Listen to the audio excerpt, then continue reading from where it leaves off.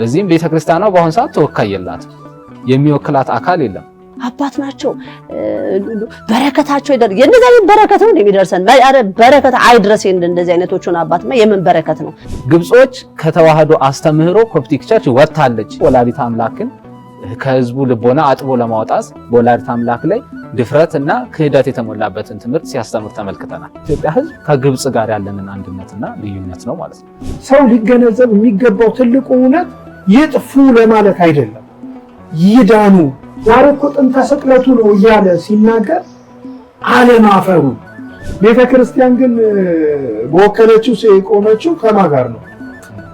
ከአሕዛቦቹ ጋር ነው።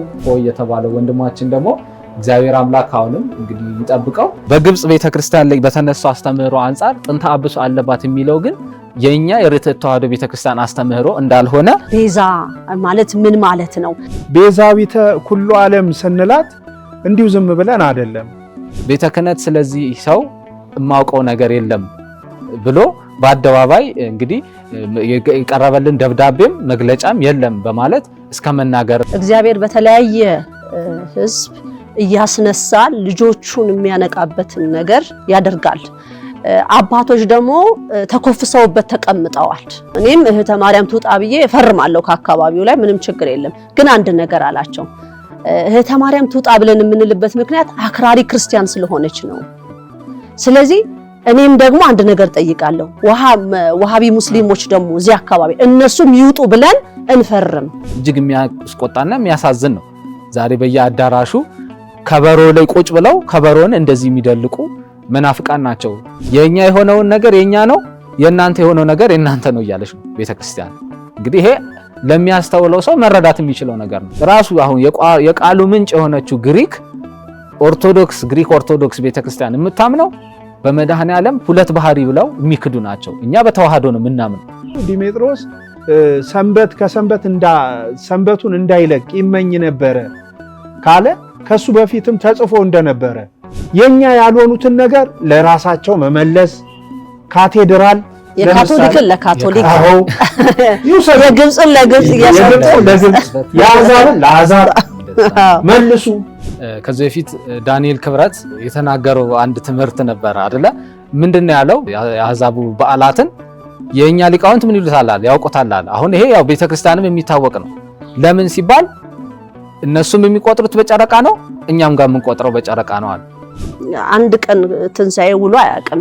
አሁን በዚህ ዓመት የዋለበት ቀን አለ። አሁን የሚቀጥለው ዓመት ደግሞ በዛ ቀን አይውልም። ስለዚህ ብርሃኑም እንደዚሁ ያዥቃል ማለት ነው።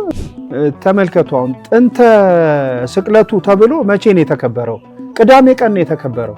አሁን ዲያቆን ሄኖክ እናንተን ህዝብ ስለሚያዳምጥ ህዝቡም የተሳሳተ ነገር እንዲይዝ ነው የምታደርጉት። በቤት ውስጥ አብረን ስናገለግል አብረን ስንኖር የቆየን በዛ ውስጥ የኖርን ያው መዝሙረ ዳዊትን አትቀበሉም የሚባልም ነገር አለብን። እሴብ ጸጋኪ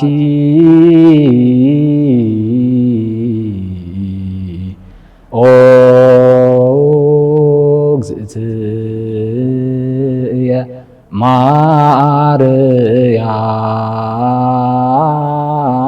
ማርያም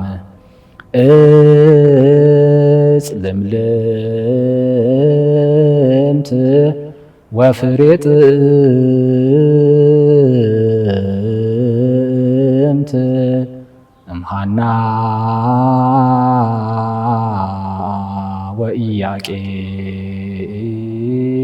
ወኢያቄም ዘሰረጸት ሀረገ ወይን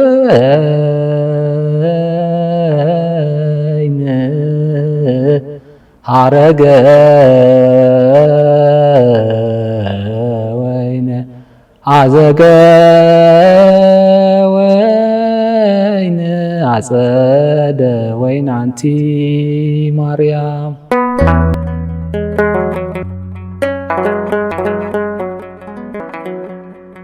ዘኢትዮጵያ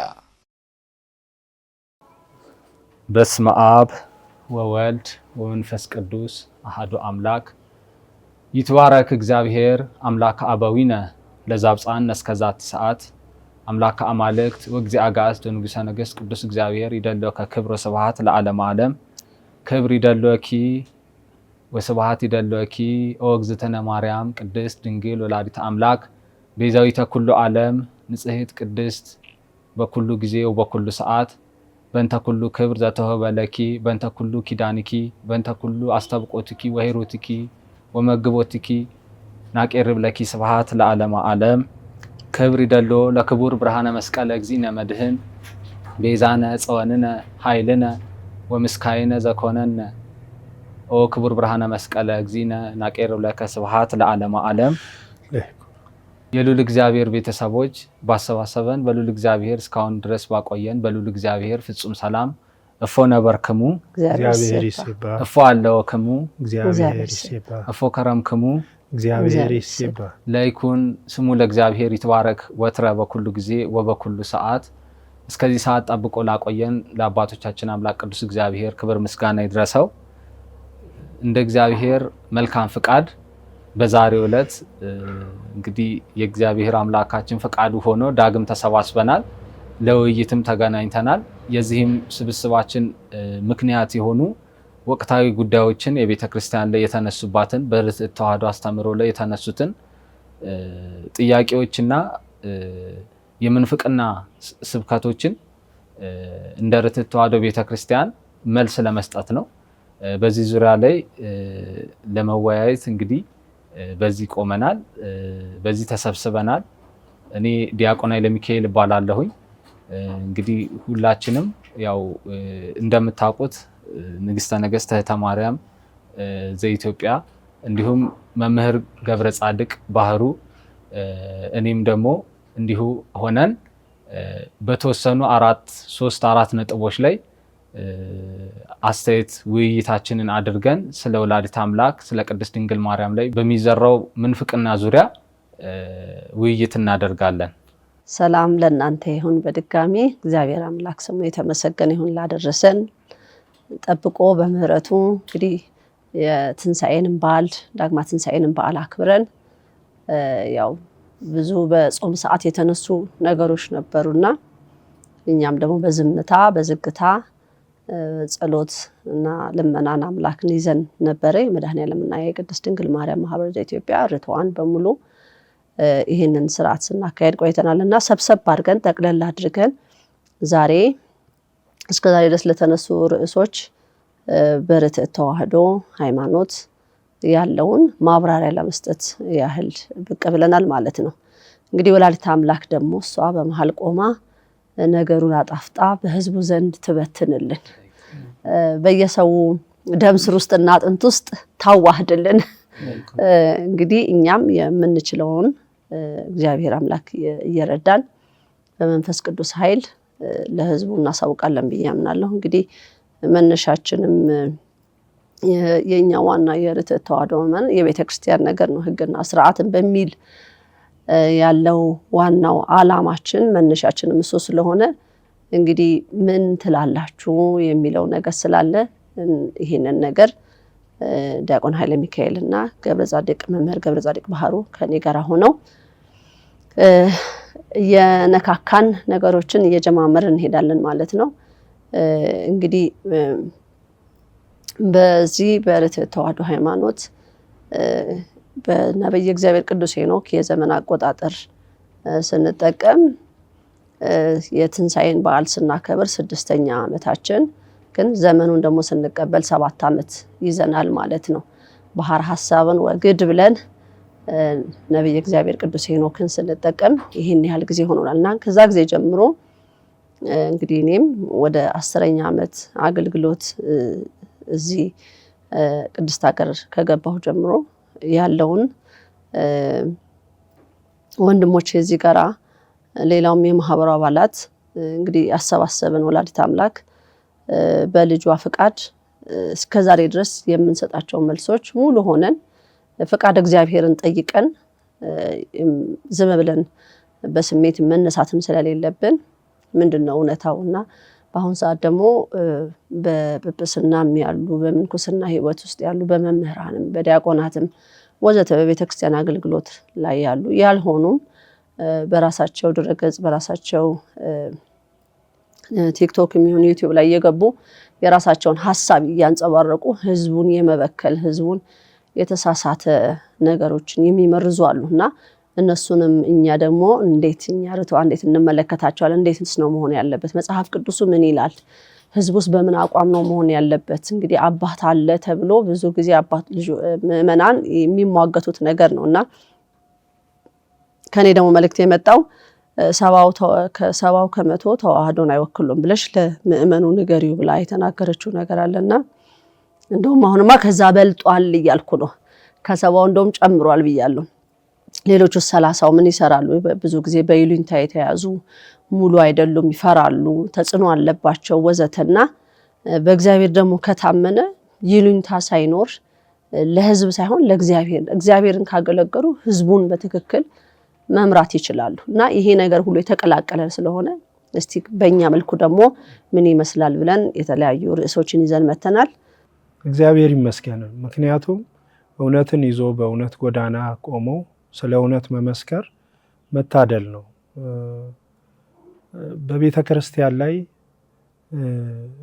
ተደብቀው ያሉ ወይም ደግሞ በቤተ ክርስቲያን ካባ ውስጥ ተደብቀው ግን የምንፍቅናን ነገር ስርዓቷን ለመናድ ስርዓቷን ለመበጣጠስ የሚያደርጉት ጥረት የማህበሩም ጸሎት የነበረው ሚስጥራቸው ይገለጥ፣ የነሱ ነገር ይውጣ፣ በህዝብ ዘንድ የተገለጠ ይሁን የሚል ጸሎት ነበረው ማህበሩ በትእዛዝም እንደመጾሙ መጠን ማለት ነው። ስለዚህ እግዚአብሔር አምላክ የጸሎታችንን ውጤት እያሳየን ነው ምለው። ለወጣን ውፋቄ መልስ አለው፣ ሳይወጣ ግን ውስጥ ለውስጥ ላለ ነገር እንዴትም ቢሆን መልስ ሊገኝለት አይችልም እና እኔ እንደዚህ ራሳቸውን ማጋለጣቸው ራሳቸውን ይዘው መውጣታቸው በጣም ደስ የሚያሰኝ ነገር ነው። ራሳቸውን በማውጣታቸው ነው በመገናኛ ብዙሃን ላይ ብዙ የቤተ ክርስቲያን ልጅ ነን ያሉ ምላሽ ለመስጠትም በቁርጠኝነት እንዲቆሙ ያደረጋቸው ማለት ነው። ያላወጡት ኑፋቄ መልስ ሊኖረው አይችልም። ውስጥ ለውስጥ የሚኬድ ነገር ከባድ ነገር ስለሆነ ማለት ነው። የማህበሩ ጸሎት ደግሞ ሚስጥራቸው ይገለጽ፣ ሚስጥራቸው በአደባባይ ይውጣ ነበረ። እግዚአብሔር የጸሎታችንን ነገር እያሳየን ነው ብዬ ነው ማስበው። እኔ በዚህ በጣም ደስተኛ ነኝ። ወጥተው በመናገራቸው፣ ወጥተው ሀሳባቸውን በመግለጣቸው ማለት ነው። እኔ ይህንን ነው የምለው። ወደ ውይይቱ ደግሞ ስንገባ ጠልቀን ብዙ ነገር ማለት እንችላለን። እሺ ዲያቆን ኃይለ ሚካኤል። መልካም እንግዲህ የተነሳው ነጥብ ይሄ ሆኖ ሳለ በዋናነት ዛሬ የምናነሳቸው ነጥቦች የመጀመሪያው ነገር በቤተ ክርስቲያን መዋቅር ላይ ያለውን ነጥብ አንስተን ነው የምንነጋገረው። እውነት በአሁን ሰዓት ቤተ ክርስቲያን መዋቅር አላት ወይ? የኢትዮጵያ ርትዕት ተዋሕዶ ቤተ ክርስቲያን በመዋቅር ነው እየተመራች ያለችው የሚለውን ጥያቄ ስናነሳ በአሁን ሰዓት መዋቅሯ እንደሌለ ነው የሚያሳየው። ያለው የት ነው? መጽሐፍቱ ላይ አባቶች ያስቀመጡት የጥንት ስርዓቶች ላይ አለ። ነገር ግን በአሁን ሰዓት በቤተ ክርስቲያኗ የሚተገበር የቤተ ክርስቲያኗ መዋቅር ወይም ስርዓት የሚባለው አካሄድ የለም። ይህንን ለምን አነሳን? ለምሳሌ ሲኖዶስ ከሚለው የቤተ ክርስቲያን ወይም ደግሞ ከሐዋርያት ህብረት አንድነት ጋር አብሮ ከተመሰረተው ሲኖዶስ ሐዋርያነ አበው ተብሎ ከመጣው ስርዓት አንጻር ለምሳሌ ራሱን የቻለ የሊቃውንት ጉባኤ የሚባልም ክፍል ነበር በቤተ ክርስቲያናችን ማለት ነውና ያ ጉባኤ እስከ ሊቀ ሊቃውንት አያሌው እስከነበሩበት ዘመን ድረስ በቤተ ክርስቲያኗ ውስጥ የሚወጡ መጽሐፍት፣ የሚወጡ መዝሙራት እያንዳንዱ ቤተ ክርስቲያንን ይወክላሉ ተብሎ ማንም ተነስቶ አንድ አማኒ ተነስቶ የሚያስተምረው ትምህርት፣ የሚያወጣው መጽሐፍት፣ የሚዘምረው ዝማሬዎች ከቤተ ክርስቲያኗ የቤተ ክርስቲያኗ አስተምህሮ ናቸው ወይስ አይደሉም ብሎ የሚመረምር የቤተ ክርስቲያኗ ጉባኤ ነበረ። ምክንያቱም ያ ጉባኤ የቤተ ክርስቲያን አይን ማለት ነው። ለዛ ነው በወቅቱም የቤተ ክርስቲያኗ አይኗን አጣች የተባለውም በሊቀ ሊቃውንት አያሌው ጊዜ ጉባኤው የሊቃውንት ጉባኤን ገፍቶ በእምነት ሕጸጽ የወጡ መጽሐፍትን በአባ ጳውሎስም ጊዜ ከካቶሊክ አስተምህሮ ጋር ተመሳሳይ የሆነ አስተምህሮ ወደ ቤተ ክርስቲያኗ ሲዘልቅ የካቶሊካዊ የሆነ አካሄድ ሲመጣ እንዲሁም መለካዊ የሆኑ አካሄዶች በቤተ ክርስቲያኖች ሲመጡ ይሄ ከስርዓት ያፈነገጠ ነው። መጽሐፍቱ ይህን ይላሉ፣ ሊቃውንት አባቶች ሐዋርያት ይህን ነገር አስቀምጠዋል ብለው ይህንን ጠቅሰው አስተምረው የሚመክሩና የሚገስጹ በመዋቅር ደረጃ የተዘጋጀው የቤተክርስቲያን ስርዓት በአሁን ሰዓት የለንም። ስለሆነም ዛሬ ላይ ማንም ተነስቶ ቤተክርስቲያንን ሳይወክል ቤተክርስቲያንን እወክላለሁ በማለት የቤተክርስቲያኗን አልባሳት ይለብሳል፣ ጳጳስ መስሎ ይቆማል፣ መምህራንን ብለው ይቆማሉ።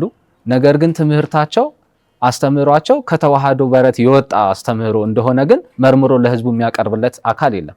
ለዛ ነው አሁንም በዚህ መልኩ አሁን እኛ በተቻለን አቅም መብርሃን ወላዲተ አምላክ ለይተን እንለይ ብላ ባመጣችልን መንገድ መሰረት የተዋህዶ ልጆችን ፍለጋ ብለው ንግስተ ነገስትን በተናገሩት መሰረት የተዋህዶ አባቶችን የተዋህዶ ምእመናንን ተሰብስበን ባለን እንግዲህ በተማርነው በተረዳነው መዋቅር ባይኖርም በየፌስቡኩ በየቲክቶኩ በግል የሚሰጠውን ነገሮች ጠቅለል አድርገን እንደ ቤተክርስቲያን አቋም እዚህ ጋር ለመግለጽ ተሰብስበናል ማለት ነው። ስለዚህ የመጀመሪያው ነገር ቤተክርስቲያኑ መዋቅሯ እንደሌለና እንደፈረሰ ሊቀ ሊቃውንት አያሌው እንዲለዩ ከተደረገ በኋላ ተሰብስቦ መጽሐፍትን የሚያርም ዝማሪያትን የሚያርም የተለያዩ የቤተክርስቲያን ውስጥ የሚነሱ ሕጸጾችን የሚቃወምና እንደ አንድ በህብረት ሆኖ መልስ የሚሰጥ አካል እንደሌለ ህዝቡ እንዲረዳ ይሄን ምሳሌነቱ ደግሞ ሲኖዶሱ ተሽሯል የተባለው ነገር ማረጋገጫ እንደሆነ በግልጽ እያየነው ነው። ስለዚህ የመጀመሪያው ነገር ይህ ሲሆን ሁለተኛው ስርዓተ ክህነትም ተፋልሷል። መልካም። ሁለተኛው የምናነሳው ነጥብ ቤተክርስቲያን በቤተ ክህነት በኩል ያለው መዋቅሯም እንዲሁ እንደፈረሰ የሚያሳይ ነገር አለ። ይሄ ነገር እውነት ለመናገር በጣም የሚከብድ ነው በዚህ ዘመን ለህዝቡ ለማስረዳትም።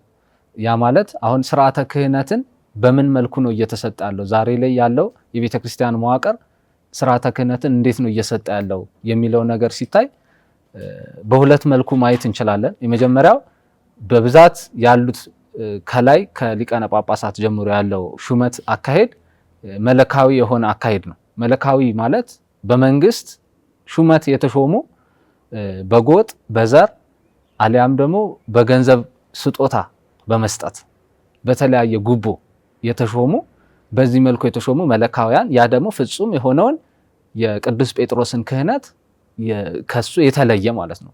እንግዲህ ሲሞናዊ ተብሎም በወቅቱ ቅዱስ ጴጥሮስም አውግዞ መንፈስ ቅዱስን ሀብት በገንዘብ በስልጣን በጎጥ ልታገኝ ፈልግሃልና አንተም ስልጣንህም ጎጥህም አብራችሁ ጥፉ ብሎ ረግሞ በዛ ሰዓት እንደውም ሞተ ይላል ከቃሉ የተነሳ ከቅዱስ ጴጥሮስ ቃልም የተነሳ። ስለዚህ የዛ አይነት ሲመትና የዚህ አይነት የክህነት አሰጣጥ በአሁኑ ሰዓት በቤተ ክርስቲያን ውስጥ አለ። ሌላው ሁለተኛው ደግሞ አሰጣጡ በምን መልኩ ነው እየሆነ ያለው? በተልእኮ መናፍቃን ወይም ደግሞ ካቶሊኮች ሊሆኑ ይችላሉ፣ ወይም ደግሞ የሌላው እምነት ተከታዮች ለምሳሌ እንደ ፕሮቴስታንትም ሊሆን ይችላል። በዓላማ ከላይ ሹሙ ተብሎ ደግሞ በስርዓት ተመሳስለው የቤተክርስቲያን አገልጋይ መስለው የቤተክርስቲያንን ልብስ ለብሰው እንዲገቡ በማድረግ እነሱ ደግሞ ወደ ጵጵስናው እንዲቀርቡላቸው እርስ በርስ በመመካከርና የነሱ ሃይማኖት ህብረት አካል ነን በማለትም ዛሬ ላይ በግልጽ በአደባባይ እየነገሩን እንዳለው የኢትዮጵያ የዓለም ሃይማኖቶች ህብረት አባል ናት በማለት ከነሱም ጋራ የተሾመው ሲመት ወደኛ መጥቶ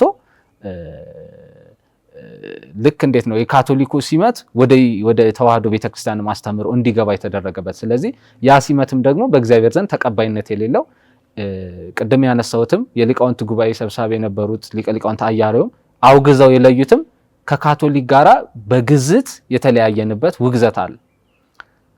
በተዋህዶ አስተምህሮ ላይ ፍጹም የተለየ አስተምህሮ ስላላቸው በወላዲተ አምላክ የአምላክ እናትነት የማያምኑ በክርስቶስ በመድኃኔዓለም ፍጹም ሰው ፍጹም አምላክነት የማያምኑ በክህደት የተሞሉ ስለሆኑ አንድ አካል አንድ ባህሪ ወልድ ዋህድ ብለን ያመንን እኛ ከነሱ የተለየንን ሲሉ ያንን ነገር በግዝት የተለየውን ያንን በስጋ በደም የተማለውን መሐላ ሽረው ከነሱ ጋር ህብረት የፈጸሙ ካህናትና ጳጳሳት አሉ። ስለዚህ እነዚህም ደግሞ ቤተክርስቲያን ውስጥ ያለውን የሥርዓተ ክህነት አካሄድ ያፈረሱ ናቸው ማለት ነው። ስለዚህ እነዚህ ሁለት ነጥቦች በዋናነት ቤተክርስቲያናችን በአሁን ሰዓት ላይ በመዋቅር ቆማ እንደ አንድ ቃል ተናጋሪ እንደ አንድ ልብ መካሪ ሆና እንደ ሐዋርያት መግለጫ መስጠት እንዳትችል አድርጓታል ማለት ነው። ስለዚህም ቤተክርስቲያኗ በአሁን ሰዓት ተወካይ የላትም፣ የሚወክላት አካል የለም። እንደተባለው ለስም ወይም ደግሞ ለውክልና ለይስሙላ የተቀመጡትም አካላት ከነዚህ ከአንዱ ፋይዳ ውስጥ የሚገቡ ወይም ደግሞ ሁኔታ ውስጥ የሚገቡ ናቸው ማለት ነው። በዚህ ምክንያት ሃይማኖት ህብረት ከሚለው ጋር በተያያዘም በግብጽ ላይ ካለው ጋር አያይዘን ሰሞኑን በመቅድሚያ ከተነሳው ቤዛዊተ ኩሉ ዓለም አትባልም ቅድስት ድንግል ማርያም ብሎ አንድ አባት ለማለት ይከብዳል በድፍረት ወጥቶ ስለ ወላዲተ አምላክ ያው እሷን መጀመሪያ አሁን መድኃኔዓለምንም በሱ በኩል ያለውንም ለመናድ መጀመሪያ መግቢያቸውን ማፍረስ ይፈልጋሉና ወላዲተ አምላክን ከህዝቡ ልቦና አጥቦ ለማውጣት የሷን ነገር የሷን የድህነት መሰረትነት የሷን የባህሪ መመኪያነት የሰው ዘር መዳኛ ምክንያትነት ያንን መካድ መምታት ስለነበረባቸው በሷ ላይ የተነሳውን ሐሳብ ወደሱ ከመሄዳችን በፊት ከዛ በፊትም አንድ ወንድማችን አክሊል የተባለ በስም መጥቀስ ስላለብን ነው በማህበራዊ ሚዲያው ላይ በሰፊው ህዝቡን ለሁለት እስከ መክፈል ድረስ የሚደርስ የተዋህዶ ያልሆነ በወላዲተ አምላክ ላይ ድፍረትና ክህደት የተሞላበትን ትምህርት ሲያስተምር ተመልክተናል። ይሄ ትምህርት ከየት ነው የመጣው? ዛሬ ቤተክርስቲያኗ የዓለም ሃይማኖቶች ህብረት አንድ አካል ናት ተብሎ ሲነገር አንዱ ደግሞ መለየትና ማወቅ ያለበት የኢትዮጵያ ህዝብ ከግብጽ ጋር ያለንን አንድነትና ልዩነት ነው ማለት ነው። ስለዚህ በግብጽ በኩል ያለውንም ነገር ምንድነው ግብጾች ምን ብለው ነው የሚያስተምሩት፣ በግብጽ በኩልስ ያለው ነገር ምን ይመስላል የሚለውን ደግሞ ወንድሜ ገብረ ጻድቅ በዚህ ነገር ላይ እንዲጨምሩበት እላለሁ። እሺ እግዚአብሔር ይስጥልኝ ወንድሜ ዲያቆን ጥሩ አድርገው ገልጸውታል። ማለት በተለይ የግብጽ ሴራ በኢትዮጵያ ቅድስት ርትዕት ተዋሕዶ ቤተክርስቲያን ላይ ጉልህ ሚና አለው። አሁን በየቴዎሎጂው ብሎም ደግሞ እንደዚሁ በማህበራዊ ሚዲያ እየወጡ የሚናገሩ ወንድሞች አሁንም እንደተጠቀሰው ይሄ አክሊል የተባለ ወንድማችን የነሱን አስተምሮት ነው አዝልቀው ማግባት የሚፈልጉት ማለት ነው። እነርሱ በመብርሃን ላይ ያላቸውን አስተምሮ የሚታወቅ ነው። ደግሞ በመድኃኔዓለም በመድኃኔ ዓለም በመድኃኔ እግዚእ በሱ ላይ ያላቸውም አስተምሮት የታወቀ ነው። ይህንን አስተምሮት ሙሉ ለሙሉ ወደ ቤተ ክርስቲያን ማምጣት ነው የሚፈለገው። ቤተ ክርስቲያን ደግሞ የተዋህዶ የሆነ አስተምሮት አላት። ከማንም የምትቀበል አይደለችም። ማንም ደግሞ የፈለገውን ሐሳብ የሚጭንባት አይደለችም። እና እነሱ ግን እየተሯሯጡ ያሉት ወይንም እየሄዱ ያሉት አካሄድ ይሄን አይነት አካሄድ ለማድረግ ነው። ለምሳሌ አንድ ኑፋቂያውን በመብርሃን ላይ ተነሳ። ከዚህ በፊትም እኔ በጣም የሚገርመኝ አካሄድ አለው ይሄ ወንድም እና ምንድነው አሁን ይሄ ጳጳሱ ይሄ የእንትን የአህያ ስጋ ይበላል ብሎም ደግሞ እኛ ፕሮቴስታንት ካቶሊክ በክርስቶስ ላይ መሰረት ያደረግን አንድ አካል ነን ብለው በተናገሩ ጊዜ ምላሽ የሚመስል ነገር ይዞ ለመውጣት የሞከረበት ሁኔታ አለ እና ምላሹ ላይ ምንድን ነበር ያደረገው? በቀጥታ አባታችን እንደው ቡራኬዎት ትድረሰኝ፣ ጸሎቶት ታግዘኝ አይነት ጸሎቶት ታግዘኝ እና ብሎ ሰው የተናገሩት ምንፍቅና የተናገሩት ኑፋቄ ምንም ማለት እንዳልሆነ ለዘብ እንዲል የመጀመሪያው ስራ ማለዘብ ነው። ህዝቡን ማለዘብ ነው የመጀመሪያው ስራ። ህዝቡን ካለዘቡት በኋላ የፈለጉት ነገርን ቢጭኑበት ሊቀበል ይችላል የሚል ስትራቴጂ ነድፈው የሚንቀሳቀሱ ናቸው። የራሳቸው የሆነ ሰንሰለት ያላቸው ይመስለኛል እኔ ስገምት ማለት ነው። እና ምንድነው ቀጥታ በረከቶት ይድረሰን ጸሎቶት ታግዘኝ ይልና የተናገሩን ነገር እምብዛም ብዙም የሚያስደንቅ እንዳልሆነ ብዙም ህዝቡም ሊደነቅበት እንደማይገባ አድርጎ ለህዝቡ ያቀርበዋል ማለት ነው። እርሱ የእሳቸውን ሐሳብ የተቃወመ በመምሰል ነው የሚገልጸው። ከዛ በኋላ አይ ተቃውሞታል ብሎ ሰው ይይዛል ማለት ነው። የሚገልጽበት ግን አገላለጽ ምንድነው? የለዘበ ነገር ቁጣ ሊያስነሳ የሚችል በተክሳጽ መናገር የሚያስችል ሆኖ ሳለ ግን በቃ በለዘበ መልኩ ሲናገረው አይ ጥፋታቸውም ብዛም አይደለም በቤተ ክርስቲያንም ብዙ ነገር አይደለም እኮ ብሎ ሰው እንዲያስብ ህዝቡን የማለዘብ ስራ ነው የሚሰሩት ማለት ነው። ስለዚህ ይሄን ነገር በጣም በንቃት የቤተ ክርስቲያን ልጆች አስተውሎት ኖሮ በስርዓቱ ልንመለከተው የሚገባ እውነት ነው ማለት ነው። የመድኃኔዓለምና የቅድስት ድንግል ማርያም ማህበር ዘኢትዮጵያ ትልቁ ስራው ማንቃት ነው። ንቁ። አሁን ባለፈውም በተናገርነው እነዚህ ሰዎች ስር ሰደው ቤተክርስቲያን ተቀምጠዋል። ካሁኑ ሊቃውንቱ ወጥተው መቃወም ካልቻሉ የነሱን አስተምሮት በእውነተኛው በርትዕ ተዋህዶ አስተምሮት መምታት ካልቻሉ ነገ ይሄንን የማያገኙበት ጊዜ ይመጣል። እንደዚሁ ተገፍተውና ተገፍትረው ከቤተ ክርስቲያን የሚወጡበት ጊዜ ሊያመጡ እንደሚችሉ እየነገርን ያለ ነው።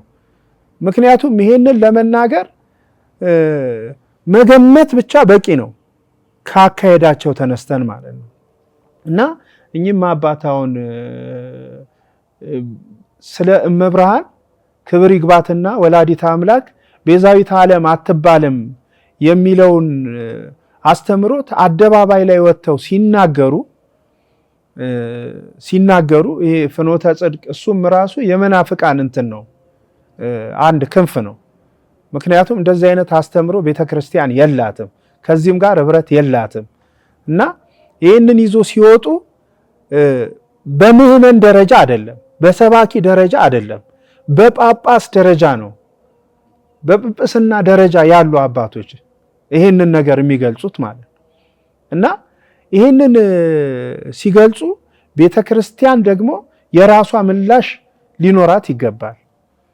ግን መጀመሪያ እንደተናገርነው መዋቅራዊ የሆነ አካሄዱ በሙሉ የፈረሰ ስለሆነ በምን ትመልስ?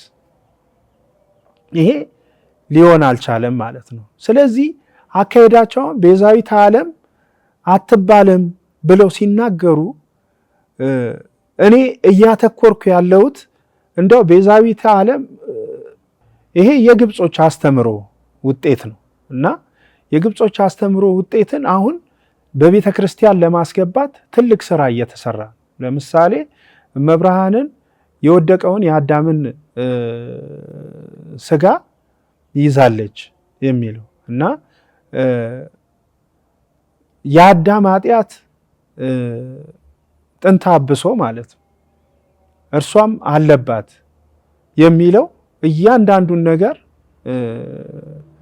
የግብጾች አስተምሮት ነው ማለት። እነሱም በመድረካቸው ላይ በሚገባ ይገልጹታል።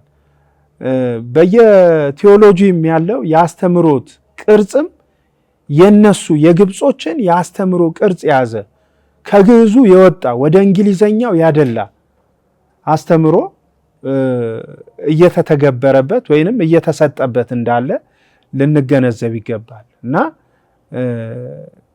ይሄንን ነገር ሙሉ በሙሉ ተቃውመን በትክክል የነሱን አስተምሮት በትክክለኛው በተዋህዶ አስተምሮት ድል ተመቶ መቀመጥ እንዳለበት ይሰማኛል ማለት ነው። ወላዲተ አምላክ ያላቸው አመለካከት ከዚህ ቀደም የተነገረው ነገር ያው ግልጽ ነው።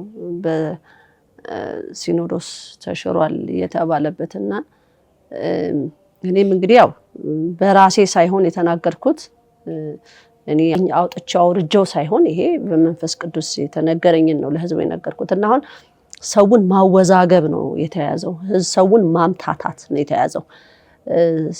ወላዲተ አምላክ ለህዝቡ የኔ ስራ የመብርሃንን ፍቅር በደም ስር መልቀቅ ነው ብያለሁ። እነሱ ደግሞ የተላኩት ማጠብ ነው ማለት ነው። እናቱን ካልተቀበሉ ለአባትም እንግዲህ ምንም ተቀባይነት እንደሌላቸው ዋጋ ለከፈለ ይሄን ሁሉ ህዝብ ሰው ላደረገ አምላክ ራሱ ቀጣይ በቃ ወደዛ እንደሚመጡ መጠራጠር የለባቸውም። ይሄ ነው አላማው፣ ይሄ ነው እቅዱም እና እኛም በምን አይነት እይታ ነው ማየትስ ያለብን? አንድ ሰው ቃለ እግዚአብሔር አስተማረ ተብሎ ሲባል እኔ አሁን እኚህ አባት ዓለም ስለ ወላዲተ አምላክ ቤዛይተ ኩሉ ዓለም አትባልም ያሉት እዛ መሀል የተቀመጠው ህዝብ አለ ቁጭ ብሎ ነው የሚያዳምጠው ማለት ነው። በዛ ሰዓት ላይ እየሰማ ነው ያ ሰው ዘካ ቁጭ ብሎ ያለው ምን እየተባለ እየሰማ ነው። ቀጥታ አቁሞ በሩን ከፍቶ መውጣት ነበረበት። እውነት የወላዲተ አምላክ ፍቅር የነበረው ሰው በዛ ሰው ቢኖር ማለት ነው ማስቆም ነበረበት እኚህን አባት። አሁን ምንድነው አባት ናቸው በረከታቸው ይደር የነዛ በረከት ነው የሚደርሰን በረከት አይድረስ እንደዚህ አይነቶቹን አባትማ የምን በረከት ነው የለም። አሁንም እንደዚህ ብሎ የመረቀ ሁሉ እግዚአብሔር አምላክ ይያዝልን። እንደዚህ አይነት በረከት የለም።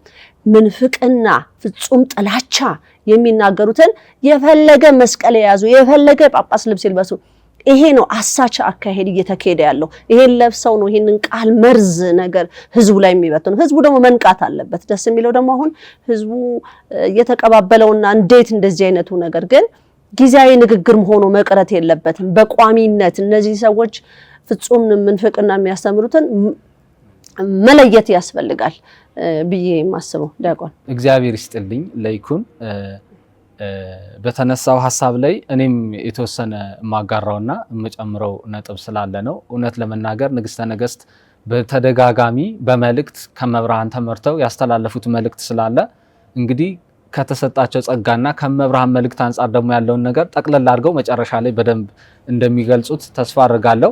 ነገር ግን ከቤተ ክርስቲያን አስተምህሮ አንጻር ያነሳውንም ነገር እንዴት ወደ ቤተ ክርስቲያናችን እንዲህ አይነት ትምህርት ገባ? ለምሳሌ ወላዲተ አምላክ ጥንተ አብሶ አለባት ላቲ ስብሐት ክብር ይግባትና የአምላክ እናት የነበራት የያዘችው ስጋ ያደፈውን የጎሰቆለውን የአዳም ስጋ ወይም በርግማን የጎሰቆለውን ስጋ ነው የሚል ድፍረት የተሞላ ከቤተ ክርስቲያን መጽሐፍት ያልተገኘ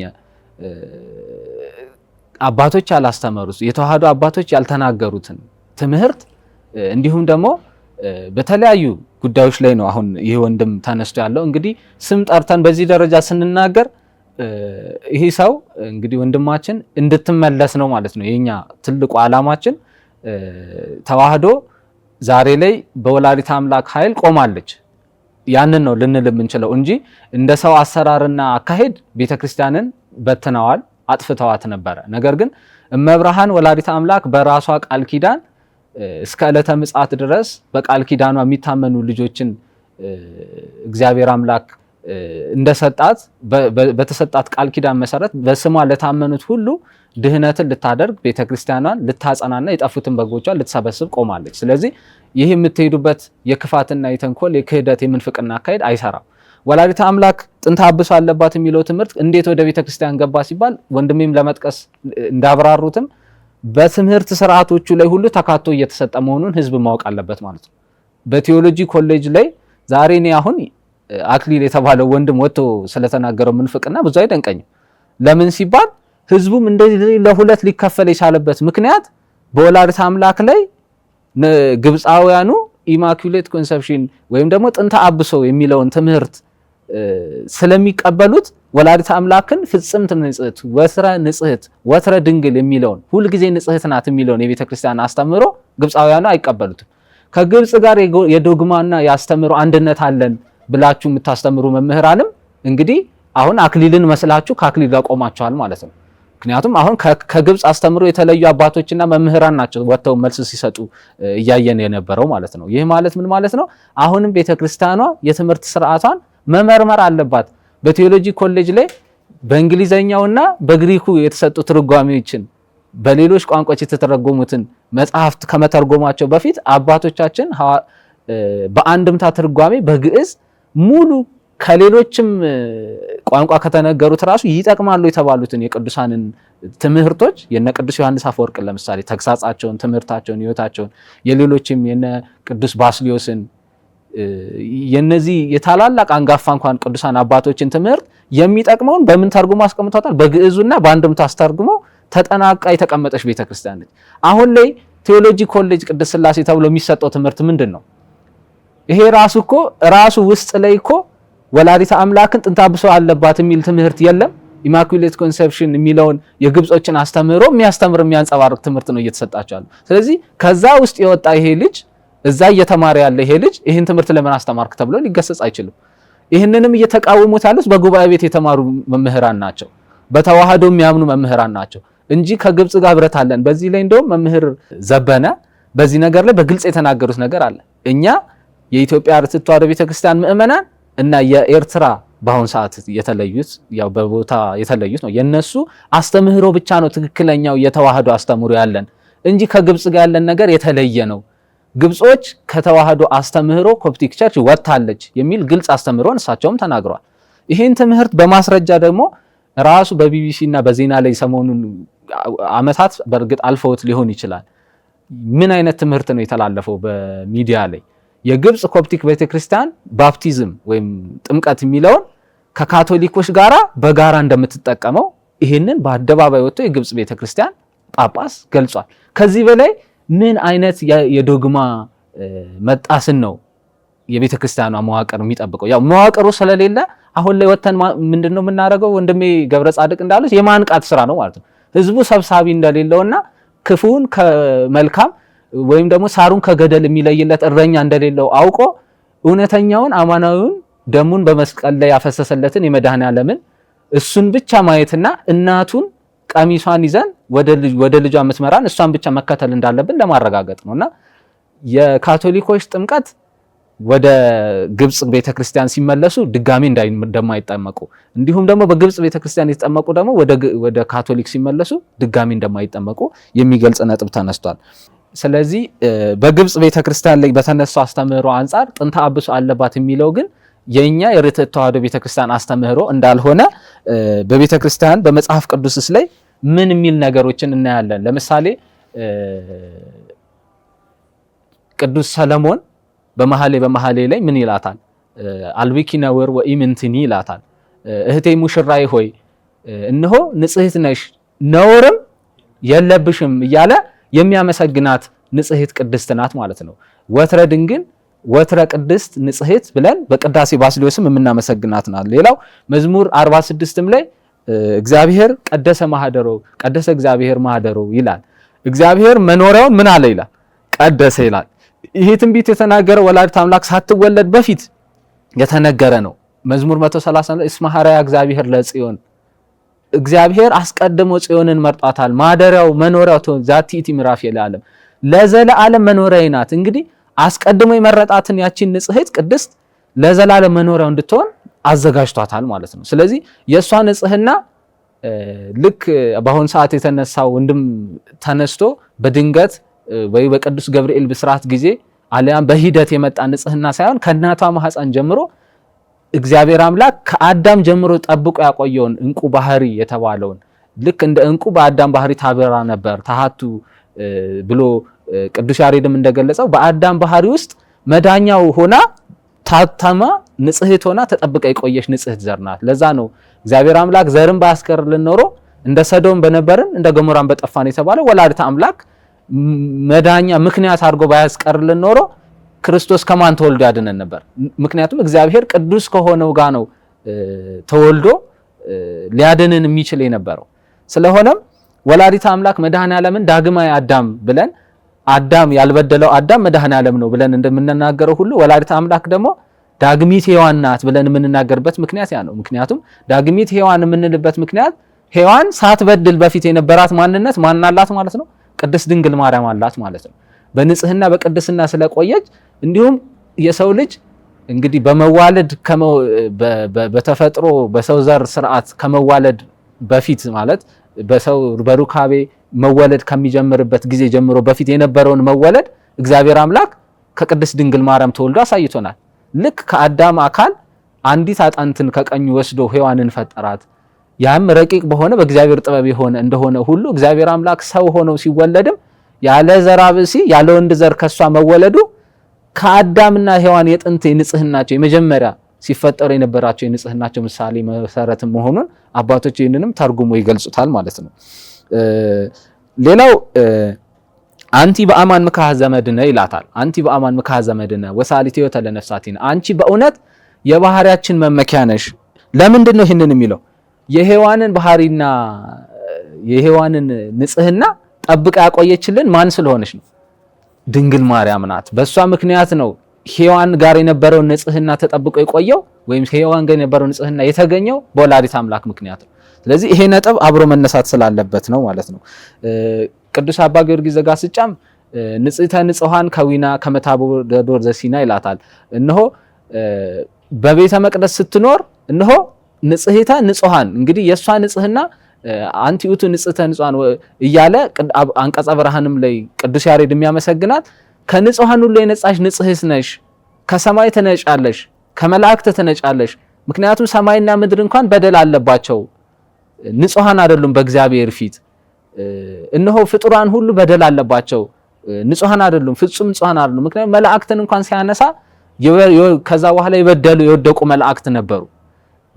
በአባ ሳሙኤል የተነሳ በእሷ ምልጃ በቃል ኪዳኗ ለቅስፈት ተልኮ ለምህረት ሳስቶ የተወው ልጁን ማለት ነው ቀውስጦስ የተባለው መልአክ እሱ እንኳን እንዲድን ምክንያት የሆነችው የወላዲተ አምላክ ምልጃ ነበር። ስለዚህ አንቺ ከመላእክት ሁሉ ትነጫለሽ እያለ በቅዳሴም ላይ ቅዳሴ ማርያም ላይ ጠቅሷል ማለት ነውና ይሄ ንጽህናዋ ከመላእክት ንጽህና ሁሉ የሚበልጥ ንጽህና ፍጹም የሆነ መለወጥ የሌለበት መሻር የሌለበት ንጽህና እንደሆነ ቅዱሳት መጻሕፍት ይመሰክራሉ። ሌላው ከግብጽ ጋር ባለው ላይ የመጨረሻ አንስቼ አሁን መጠቅለል የምፈልገው ነገር ግብጻውያን 14ቱንም ቅዳሴ አይቀበሉም።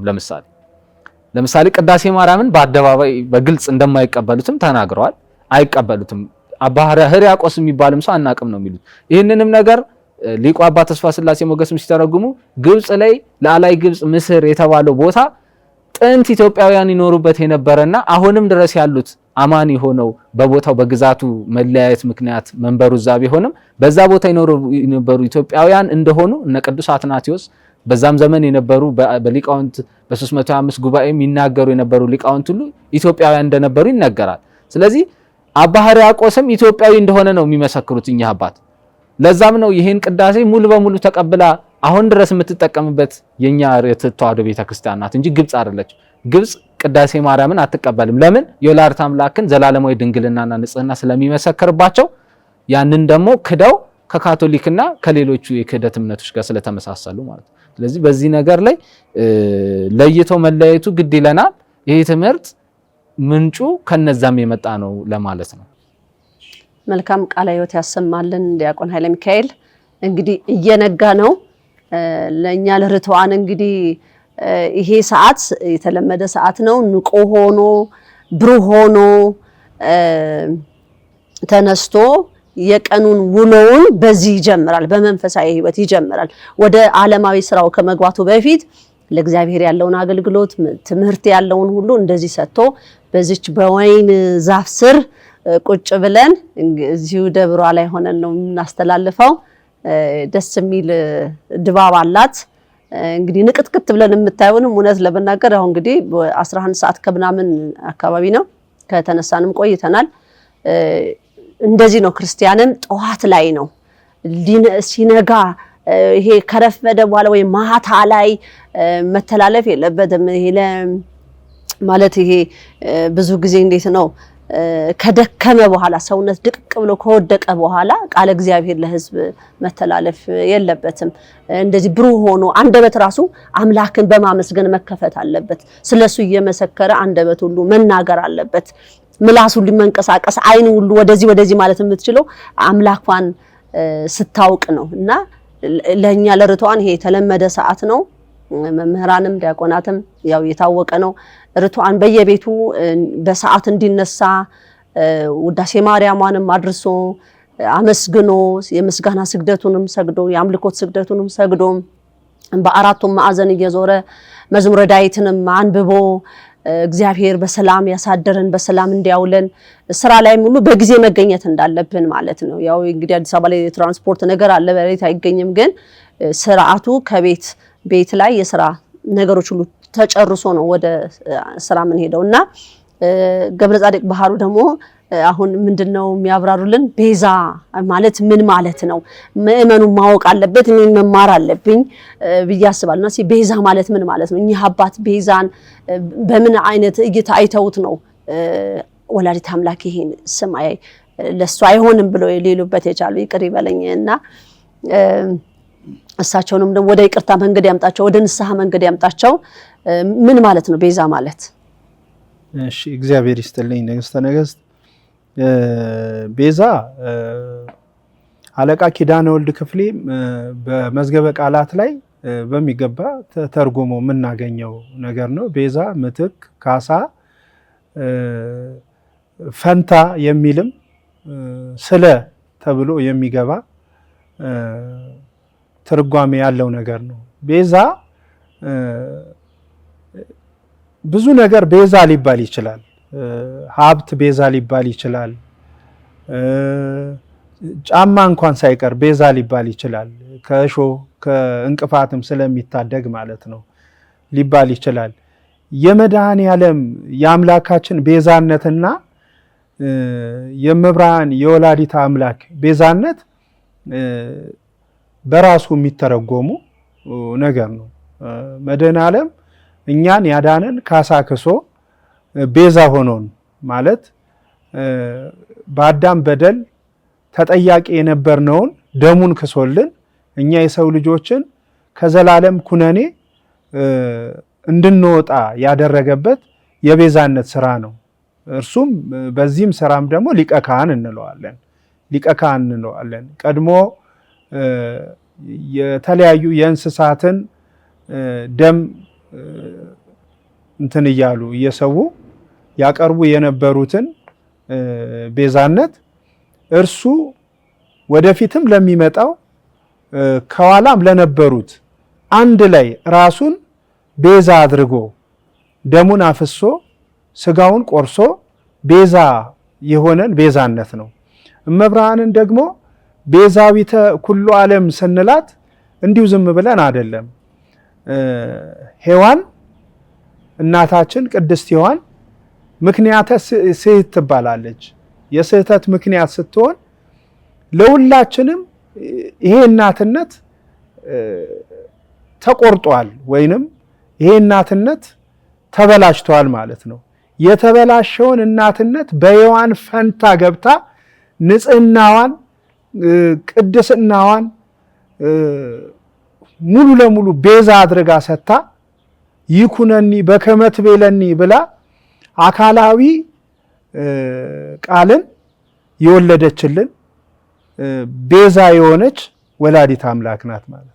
ይህንን ቤዛነት ነው ቤዛዊተ ኩሉ ዓለም የምንላት ማለት ነው።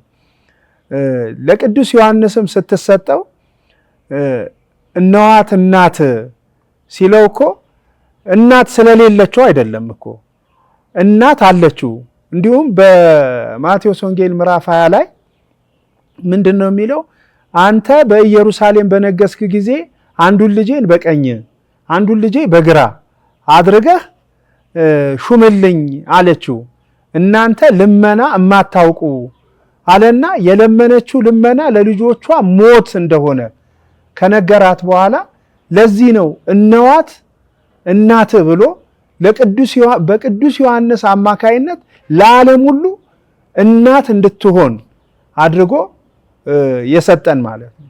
ስለዚህ በሔዋን ምክንያት በቅድስት ሔዋን ምክንያት ተተክታ ያለች ንጽህናዋን ሰታ እናትነቷን ሰታ የቆመች ቤዛ የምትባል እናታችን ወላዲተ አምላክ ናት ማለት ነው። ስለዚህ የመብርሃንን ቤዛዊተ ኩሉ ዓለም የሚለው ስሟ የራሷ ገንዘቧ ነው ማለት ነው። መብርሃንን እኛም ዛሬም ነገም ዘወትርም ቤዛዊተ ኩሉ ዓለም እያልን እንጠራታለን ማለት ነው። ቤዛ የሚለው ትርጓሜ ይሄንን ይመስላል። እግዚአብሔር ይስጥልን፣ ቃላዊ ተሰማል ላይኩን መልካም እግዚአብሔር ይስጥልኝ። ትንሽ ነገር ለማለት ነው። ሙሉን ያው ብዙን ነገር ጠቅሶታል ወንድሜ ገብረ ጻድቅ ባህሩ። ቤዛነት፣ ምትክነት፣ ካሳነት የሚለውን ትርጓሜ ይዞ ሳለ እንግዲህ ቤዛ ለመባል እንግዲህ ካሳነትን ወይም ደግሞ ዋስነትን ምትክነትን የሚያሰጥ ከሆነ ይህ ጸጋ ለመድኃኔዓለም ብቻ የተሰጠ አይደለም ማለት ነው። አሁን መድኃኔዓለም ቤዛ ኩሉ ዓለም እነሆ የዓለም ሁሉ መድኃኒት ሆኖ አንድ ጊዜ ራሱን መስዋዕት አድርጓል። ወንድም የገብረ ጻድቅም እንደገለጹት ዘወትር በዛ ስጋና ደም እኛን ሲያድንና ኃጢአታችንን ሲያስተሰርይ የሚኖር ቤዛነትን አንድ ጊዜ ሰጥቶናል።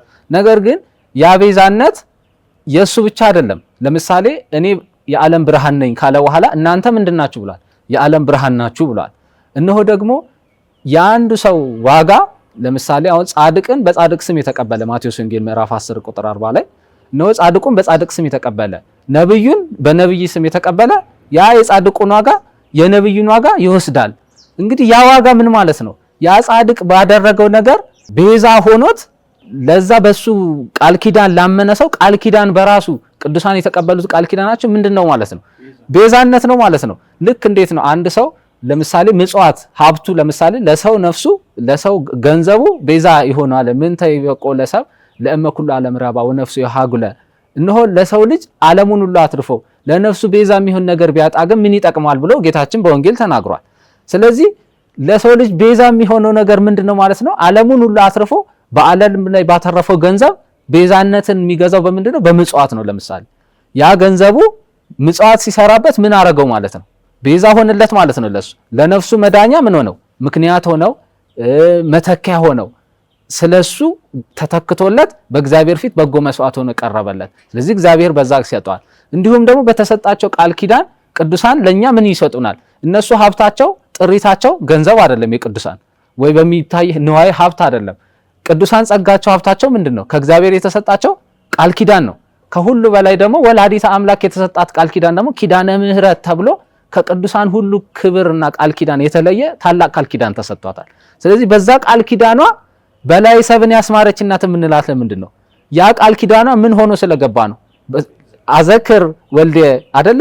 ያን የሰጠኸኝን ቃል ኪዳን አስብ። ዛሬ ቆመችልን በቃል ኪዳኗ እንደሆነ ቅዱሳን ኃጥአን ስሟን ጠርቶ ያለፉት ሁሉ ስሟ ምንድነው? ስንቅ ነው የምንልበት ምንድነው? ስንቅ የሚሆንበት ምክንያት ቃል ኪዳኗ ከፊት እየቀደመ የኛን ምን ስለሚሸፍን ነው? በደላችንን ይሸፍናል፣ ኃጢአታችንን ይሸፍናል። ጋሻ ማለት ነው። ቤዛ ማለት ሽፋን ማለት ነው። መጠበቂያ ማለት ነው። መሻገሪያ ማለት ነው። ይሄን ስያሜ ለወላዲተ አምላክ ብንሰጣት ከሁሉ በላይ ለሆነች እስከ መጨረሻው እንግዲህ እሷ ቅድም ወንድሜ እንደጠቀሱት ሔዋን ለዓለም ሁሉ መንገድ ሆኖ ወይም ደግሞ ዓለምን ወክላ ኃጢአት ወደ ምድር ገብቷል በሔዋን ምክንያት የሰይጣንን ድምጽ ሰምታ ማለት ነው። እንግዲህ የሰይጣንን ድምጽ ሰምታ ዓለም ሁሉ ከሆነ አሁን ስህት ስንላት ሔዋንን ለዓለም ሁሉ ነው የተቀባው። በሔዋን በእንተ ሔዋን ታጾ ተገነት ወበእንተ ማርያም ድንግል ተርህወ ለለ ነው የሚለው። ስለዚህ በድንግል ማርያም በኩል ደግሞ ቅዱስ የሆነው የእግዚአብሔር ቃል በቅዱስ ገብርኤል ብስራት ሲመጣ ማንን ወክላ ነው ወላዲተ አምላክ የተቀበለች ነው ይላል? ዓለምን ወክላ ነው። እነሆ ዓለሙ ይዳን የሚለውን የእግዚአብሔርን መልእክት ዓለሙን ወክላ የተቀበለች ይኩነን ያለች እሷ ነች። ስለዚህ ለሰው ልጅ ቤዛ ሆናለች፣ ምትክ ሆናለች። ምትክ የሚለውን ስያሜ ስለሚሰጥ ማለት ነው። ስለዚህ ቅዱሳንም ሁሉም ቅዱሳን ራሱ እንደየተሰጣቸው ቃል ኪዳንና እንደየተሰጣቸው ተጋድሎ ቤዛ ናቸው። ለሰው ልጆች መዳኛ ምክንያቶች ናቸው። መስቀሉ ኃይላችን ነው፣ ቤዛችን ነው ስንል ምሳሌም ናቸው። ለዛ ነገር ለመዳናችን አሁን ቅድሚያ ዋጋ ከፍለውልናል እንደማለት ነው። የነሱ የከፈሉት ተጋድሎ ሰማዕታት በሰማዕትነት የከፈሉት ዋጋ ለነሱ ብቻ ሆኖ አልቀረም። ልክ እንደ መድኃኔዓለም እንደ አባታቸው እነሱም ለሌላው ምን ሆኖላቸዋል? ቤዛ ሆኖላቸዋል። ያንን የሚያረጋግጥላቸው በምንድነው? በቃል ኪዳናቸው ነው ማለት ነው። ስለዚህ ቤዛነት በጣም በሰፊው የሚታይ ልክ እንዴት ነው እግዚአብሔር አምላክ እኔ ቅዱስ ነኝ እናንተ ምን ሁኑ ነው ያለው? ቅዱሳን ሁኑ አለ። ነገር ግን ሌሎቹን ቅዱስ ስላለን የእግዚአብሔርን ቅድስና ሸፍነናል ማለት ነው። አሁን እኮ የዚህ አባት እኮ አነጋገር መድኃኔዓለም እግዚአብሔር ብቻ ነው ቤዛ ሊባል የሚችለው። ከዛ ውጭ ቤዛ እንዴት ቤዛው የተኩሉ ትባላለች እንዴ? በደንብ ነው የምትባለው። ቅዱሳን እንላቸው የለ እንዴ? እንግዲህ ቅድስና እኮ ለእግዚአብሔር ብቻ የሚሰጥ ከሆነ ለሌሎቻችን ቅዱሳን ተብለን ልንጠራ ወይም ሌሎች ቅዱሳን ተብለው ሊጠሩ የማይገባ ነበር። ነገር ግን እግዚአብሔር አምላክ ስስት የሌለበት እንኳን ቤዛነትን ቅድስናን አይደለም አምላክነትንም ዘበጸጋ አድርጎ ለሙሴ ህይንተ እንግዲህ በፈርዖን በጣዖት በሚያመልኩ በማያምኑት ላይ ምን አድርጌ ሾሜሃለሁ ሁሉ ብሎት አምላክ ሁሉ አድርጌ ሾሜሃለሁ አለ። እንግዲህ አምላክ ነው ተብሎም የመጠራትም ጸጋ እኮ እግዚአብሔር ይሰጣል። አማልክት ዘበጸጋ ብለን እኮ ለዛ ነው የአምላኮች አምላክ የጌቶች ጌታ ብለን ግን ለይተን እግዚአብሔርን እናመሰግናለን። ይሄ ጸጋ ግን ጌትነትን ጸጋን ቤዛነትን ግን እንደየደረጃው ለሁሉም ቅዱሳን የሚሰጥ ነው። ከሁሉ በላይ ደግሞ ለምትሆን መልዕልተ ኩሉ ፍጥራን መትሕተ ፈጣሪ በሰማይ በምድር ከኪሩቤል ከሱራፌል ግርማ የሚበልጥ የመወደድ ግርማ ላላት በጸሎታ በሷ ስም በስምኪ ያደርጉ ጸሎተሙ በስምኪ ወበጸሎትኪ እንግዲህ ናስተማስለኪ ብሎ ቅዱስ ያሬድ በአንቀጸ ብርሃንም ላይ እነሆ 40ቱ እንስሳ ዙሪያውን የሚያጥኑ 24ቱ ካህናተ ሰማይ ሱራፌል በአንቺ ስም ጸሎታቸውን ወደ ማን ያሳርጋሉ? ያርጉ ጸሎተሙ ወደ ቅድስት ሥላሴ ጸሎታቸውን ያሳርጋሉ። በማን ስም? በወላዲተ አምላክ ስም። ስለዚህ ይሄን ያህል ስልጣን ስምሽ በእግዚአብሔር ፊት የሰለጠነ ነው ተብሎ የተመሰገነች ወላዲተ አምላክ ደግሞ እሷ የቤዛነት ክብር ይገባታል። ምክንያቱም ዳግሚት ሔዋንም ናት ካሳዋ ቃል ኪዳንም ስለሰጣት የሚለውን ይተካልናል። እዚህ ጋር አንድ ላይ መጨረሻ ለማንሳት የምፈልገው የቅዱስ ገብርኤልን ብስራት ምልዕተ ጸጋ ኦ ምልዕተ ጸጋ ብሎ ሲያመሰግናት እግዚአብሔር አምላክ ወላዲተ አምላክን አስቀድሞ ጸጋውን እንደሰጣት ማሳያ ነው። ቅድም ለተነሳው ማሳብ አንድ ላይ ስለተዘነጋ ለማስታወስ ነው። ያ ማለት ክርስቶስ መድኃኔዓለምን ከወለደች በኋላ አይደለም። ኦ ምልዕተ ጸጋ እግዚአብሔር ካንቺ ጋር ነውና ጸጋ ይሞላብሽ ሆይ ደስ ይበልሽ አላት አይደለ? ጸጋ ይሞላብሽ ሆይ ደስ ይበልሽ ሲላት በሰዓቱ ምን ነበረች ማለት ነው? በእግዚአብሔር ጸጋ ይሞላሽ ነበረች። ስለዚህ በእግዚአብሔር ጸጋ የሞላ ሰው ደግሞ የእግዚአብሔር መርገም የነበረበት ዘመን ላይ አልነበረም። ያም ተለይታ ከነበሩት እንግዲህ ካሉት ከሴቶች ሁሉ ተለይታሽ እኮ ነው ያላት። አንቺ የተባረክሽ ነሽ ሲላት በንጽህና በቅድስና እንደሌሎች እናቶቿ እንደሌሎች ቅዱሳን እንደሌሎች እንዳለፉትም አይደለም። የተለየው የተቀደሰ አስቀድሞ በሔዋንና በአዳም የነበረው ንጽህናና ቅድስና ስላላት ነው ለማለት ነው። እግዚአብሔር ይስጥልኝ። መልካም። ያው እንግዲህ እኚህ አባት ምናልባት ብዙ የቃለ እግዚአብሔር ማለት ትምህርት በምንኩስናቸውን የታገኙ የተማሩ ምናልባት ብዙ ሰው አሁን ጳጳስ ብሎ ስላላቸው አስኬማ አድርገው ልብሱን ለብሰው ስላየ በጣም በቃ የመቀበል ነገር ይኖርና ይሄ ነገር መስመር መያዝ ስላለበት ነው። እኛም ደግሞ እዚህ ጋራ ስለሳቸው መናገር ያለብን በቃ ይሄንን ልብሰ ተክህኖ ያደረጉትን መምህርነን ዲያቆንነን ብለው ሲወጡ ትክክል ናቸው ብሎ ሰው ወፍ ብሎ ያዳምጣልና በጣም በእነሱ እንደውም አጋንንት ብዙ ስራ መስራት ይችላልና ይሄንን ሁሉ መጠንቀቅ ያስፈልጋል። ወደ ሌላው ርዕስ አለን አይደል? ከመሄዳችን በፊት ስለኛ አባት አንድ የሚሰማኝ ነገር ስላለ ነው። ምንድነው የሚሰማኝ? የሆነ ሊያስደስቱት ያሰቡት አካል እንዳለ ያሳያል። ለምሳሌ ቤተክርስቲያን ላይ አሁን ከዚህ በፊትም ስለ መድኃኔ ዓለም አስታራቂነት ፍጹም ኑፋቄ የሆነ ትምህርት ያስተላለፉበት ሁኔታ አለ እና ምንድነው አይዟችሁ እኔም ከናንተ ጋር ነኝ ምንም አትጠራጠሩኝ ለማለት የሚመስል አይነት ንግግር ነው ይዘው የወጡት እንጂ ይሄ ትርጓሜ ምንም እንትን የሚል አይደለም፣ የሚያሻማ አይነት አይደለም። ግን የሆነ ግሩፖች አሉ ምናልባት ቤተክርስቲያን ላይ የሆነ እየተሰራ ያለው ደባ ላይ ያሉና እኚህንም አባት አካተው የያዙ ግን ደግሞ እነዚህ ሰዎች ከኛ ጋር ይሆኑ እንዴ አይሆኑ እንዴ ብለው ውስጣቸው ጥርጣሬ ያላቸው ሰዎች ያሉ ይመስለኛል እና ለነሱ ትክክለኛ የሆነ ከነሱ ጋር ለመኖራቸው ከናንተ ጋር ነኝ ለማለት የሚመስል አይነት ነገር ለመናገር ይመስላል። መልእክት እያስተላለፉላቸው ይመስል በቃ እና ሲናገሩ በጣም ፍጹም በስሜት ነው የሚናገሩት በቃ እብረት መኖሩን በቃ ሰንሰለት እንዳላቸው ከነሱ ጋር አለው አይዟችሁ ከናንተ ጋር ነኝ የሚል አይነት መልእክት እያስተላለፉላቸው አንድነታቸውን እየገለጹ በተመሳሳይ መንገድ በውስጥ ለውስጥ እንደዛ ለማለት ብለው የተጠቀሙበት ነገር ነው።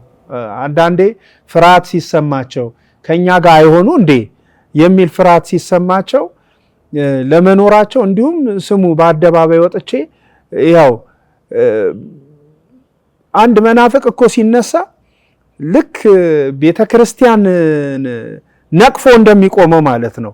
መናፍቃንን ከመናፍቃን ይሁንታ ለማግኘት እመብርሃንን መናገር የግድ አስፈላጊ እንደሆነ ለምን ለተዋህዶ ልጆች እመብርሃን ምን ማለት እንደሆነች ይታወቃል እና እሷን ከነካውኝ ከነሱ ጎራ ነኝ የሚል አስተሳሰብን ለማራመድ ብለው የተነሱ እንደሆነ ያስታውቅባቸዋል። ለማለት ነው። ይሄ የኔ የግል ምልከታዬ ነው። ቆንጆ እይታ ነው። ያው እንግዲህ ሀሳቦቹ ተነስተዋል። ምናልባት እኛ እዚህ ጋራ በጣም ባጭሩና በተሰበሰበ መልኩ ከሰዓት አንጻር ጊዜን ላለማሻማት ነጥቡን እያነሳን ለመሄድ ያክል ካልሆነ በስተቀር የቤተክርስቲያን አስተምሮ እጅግ ጥልቅ እጅግ ሰፊ ነገረ ማርያም ቅዱሳን እንደው እስከ ጥልቁ ድረስ እስከ እንደው የሚስጥርሽን ነገር የተዋህዶን ነገር ያንቺን ነገር ግለጭልን ብለው እነ ቅዱስ ኤፍሬም እነ ቅዱስ አባ ሕርያቆስ ተናግረው ደክሞኝ ተመለስኩኝ እስከ ማለት የደረሱበት እነሆ ጸጋህን በቃ ያዝልኝ እስከ ማለት ድረስ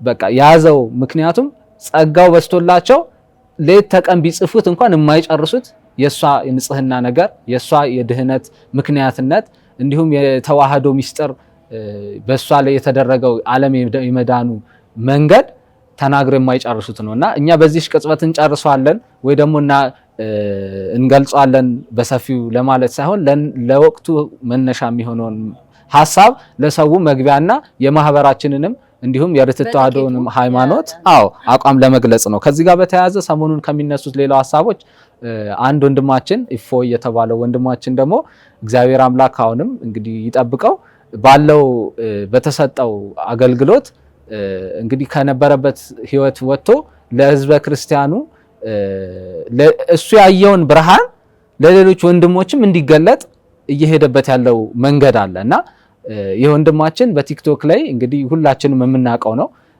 ዛሬ ላይ እውነት በጣም በሚያሳዝን ሁኔታ አሁን ሰሞኑን እያየው ነበር ቤተ ክህነት ስለዚህ ሰው የማውቀው ነገር የለም ብሎ በአደባባይ እንግዲህ የቀረበልን ደብዳቤም መግለጫም የለም በማለት እስከ መናገርና ለልጁ እውቅና አንሰጥም አናውቀውም ወደ ማለት ሁሉ ደረጃ የተደረሰበት ሁኔታ አለ።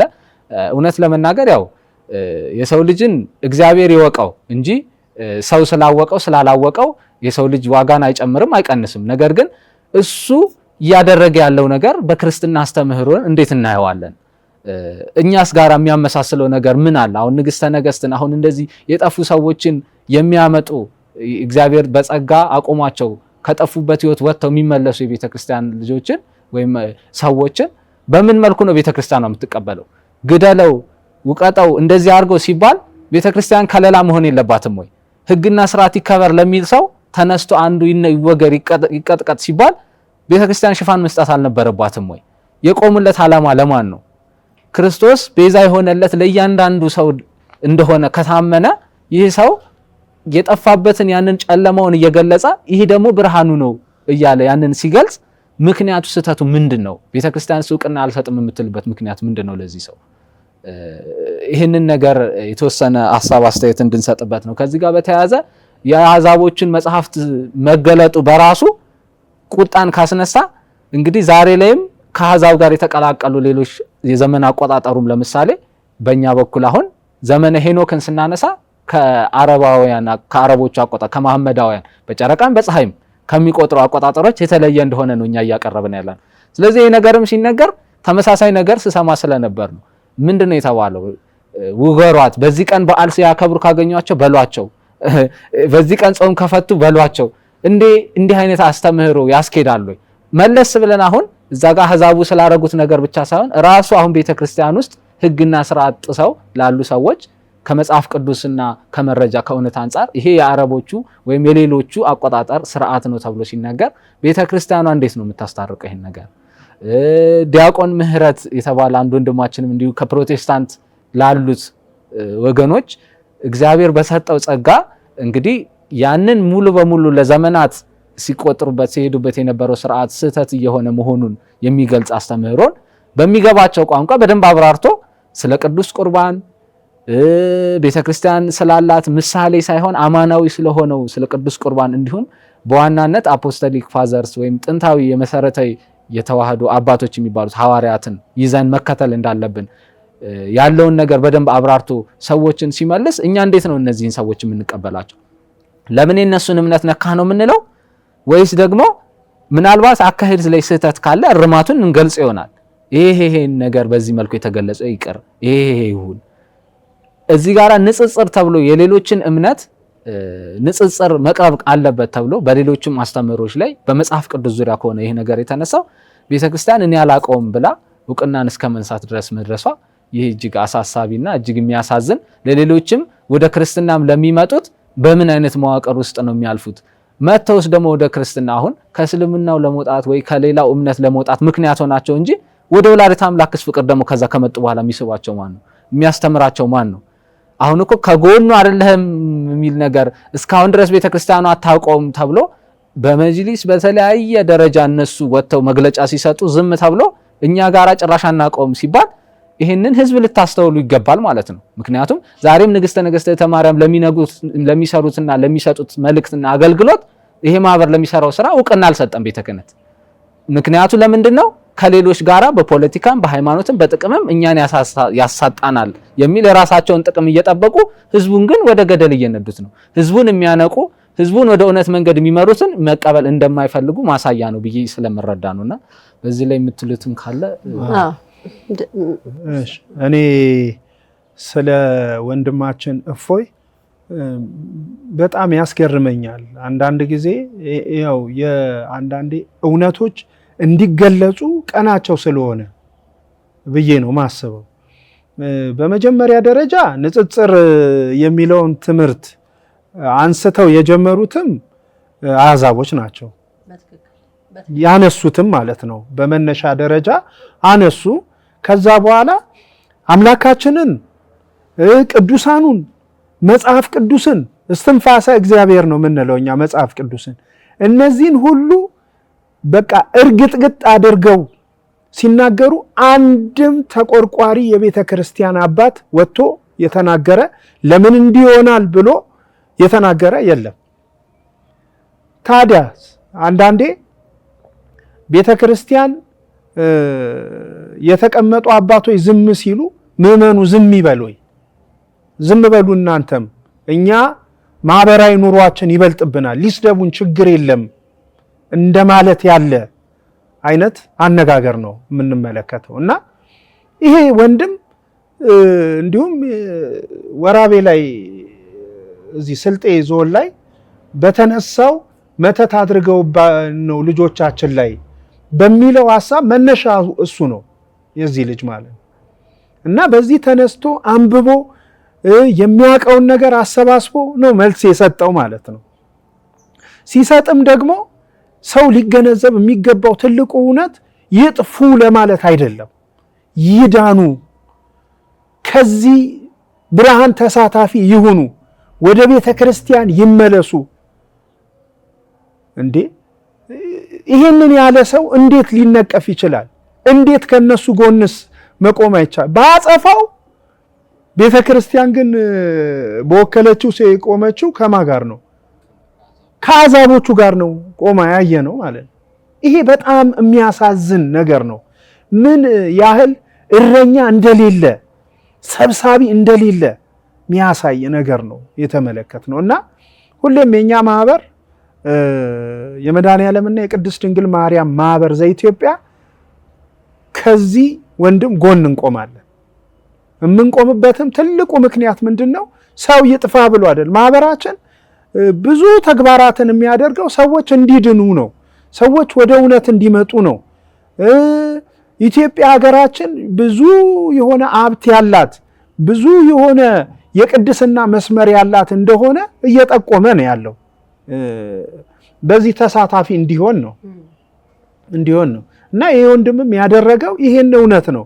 አንደኛ የተጻፈውን የነሱን ቁርአን ላይ የተጻፈውን በአዲሳቸው ላይ የጻፉትን ነገር አነበበ።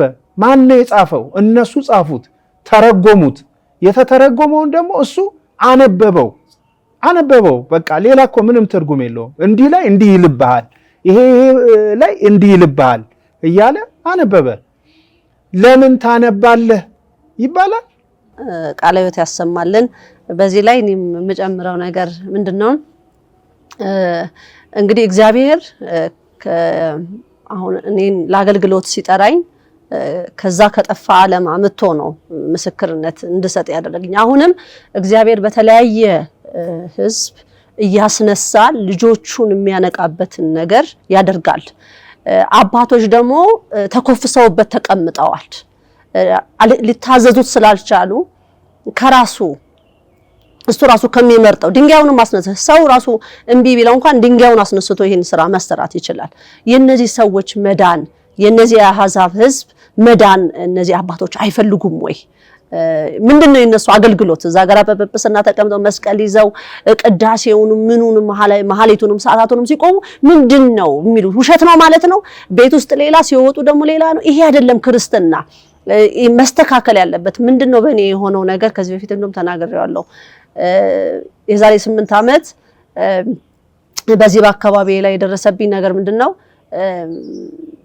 የአካባቢ ህብረተሰብ አህዛቡም ኦርቶዶክሱም ሌላውም የሃይማኖት የእምነት ተቋማት ተሰብስበው ከዚህ ሰፈር ትውጣልን ብለው ስብሰባ ተካሄደና የስብሰባ አዳራሹ ሁሉ ተዘጋጅቶ ነበረ።